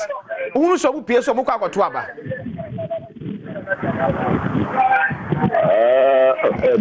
I hardly hear from you. Okay. Yeah, best I get back to you, Biemna. Yeah, ready. Just so about to baby and I'm your general. Fumesa. One of the stations a war just so about to one person so be here you be other areas on me any other you know send also about to the Kodia for Joban. Well, I pray say turn out and bit may improve because so here's the sea call corner there at a snail pace. You are expecting over 100,000 by at least half of it will be okay. Now amount for coming towards the election proper 2024 no so awesome. So Eric can quickly now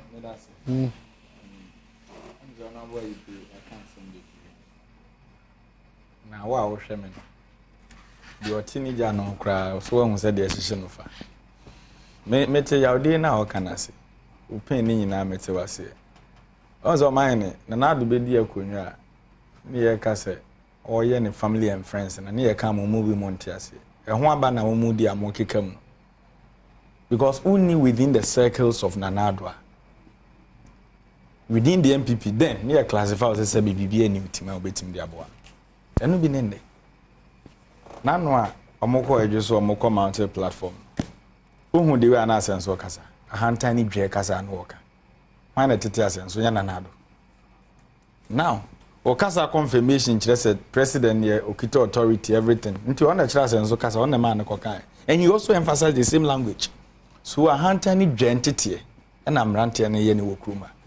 Na senye saa Kajama nota me krum over 42 communities ya kwanyina say yi tua taxes ni na bi utimi ka kire say just nko 32 roads projects na minister atimi agf dia ka kire say wonya MPP ni obeba men obedan ba men chense obepe ukrum kwan ho asemaka ntimi nu ahenkwa Frederick obeden na wakwa senso boachi office si German of ya kwan minu okufo that German South drobo obeden na wakoka se ba no kwan ye minu ayo wo wanchi ono obeden na wakwa senso office Vincent Oponsa Mwankran kwanta asembe no bekwakoka. So these are the caliber of people omoye mebuno. That is my pain. Me na nado yi na point is na mebuno. I was so excited because so almost mebuno ya ne o my dad. But then mebuno na MPP produce omo so poisonous.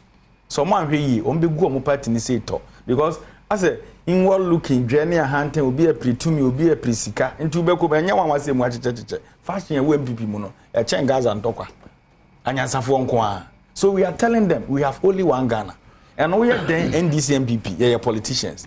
I am one typer me for my young fancy MPP I have friends there, right? Na say teacher ni Adam for your teacher, carpenter Adam for your carpenter, oh Adam for your century, Madam for no one. They are friends. But when they get the opportunity, yeah, omo suban bi nda say nipa baako. Me kuro mu kwan ya NDC for ho, MPP for ho meboa. Na nado dan kwa kufu ado na Eastern region na obonto. Sorry. Alaji they are now okay fine. Politician be also obonto. But the reality is someone can can no. Any dey jeje o no. Inti driver's mate analogy o ye nyame na mekan ye. Alaji ya na kokan. E na onsan me kan kire se odi mate ne ye kire ne car ne kan. Na no no aso se mo first year no mame mo first year no ma ye se ase age akwala bo obi ne kan me what mo first year na wo kan we mra ho ase nsua kan ne twi wo be ka kire na no se wo ye mate mate no so na wo te kan no ho no kan ne we campaign e dey ama driver Ghana fo na dey ama no mo kokwan so ba bia na sika short wo so wo na jiji sika okay so ma me ba ma me si for my driver's mate me ba president mai wo kokwan so bia driver's mate wo na jiji sika ene sika na short 3 years ni ka wo na ntimi ntwa ne bankers ka ne say kro no aba nya mate na gigi sika so Alhaji Bawumia the driver's mate na man try some of us your man nka because he's part of the mess created and now me know ka say a gallon of petrol hit 70 Ghana cedis and John Mahama was hovering around 15 to 16 Ghana cedis. If the fundamentals are weak there. Medasi. On that note, baby, a friend is Sandy Asari, or Kumasi Otonium. Sandy, yes. Nikunu, my young company, Asari, friend Asari, miss. Or say, or more warrior, and then a year and fear watching. Wow. Me we show my part. No catch them is Mr. Kame. O de enche. Sabia ka na NDC aba powers no aware nti wa because 2024 na the NDC mesre na minua or a young up and coming politician me yiri fi bechem ko tu asensomo fu nti me hu ahafo ni bi o makonta odu o makonta na me yere nso nya so fi bechem keke ofi bechem ahimfi bechem hine nti wa konta na ya ohumi a onya konta so no fa so na me ware no nti me makra to me di hine wo bechem mane ye begie ni aba nti umi tia ahafo ni bia ti se ye ni aba no e so ntimi hwe should be mindful with choice of words so better akasi Rose Minister, the youngest ever Rose Minister we have had. So, na ne kasa no kan. Na ne kasa no kan. Ne koso waju so. No, so oba na chese o project a media produce nko ani. So na ko say, yen action no ye bia ye wo. Ya beto aso abi. Ya se na mo na program no. O ne ye program. Let's hear to about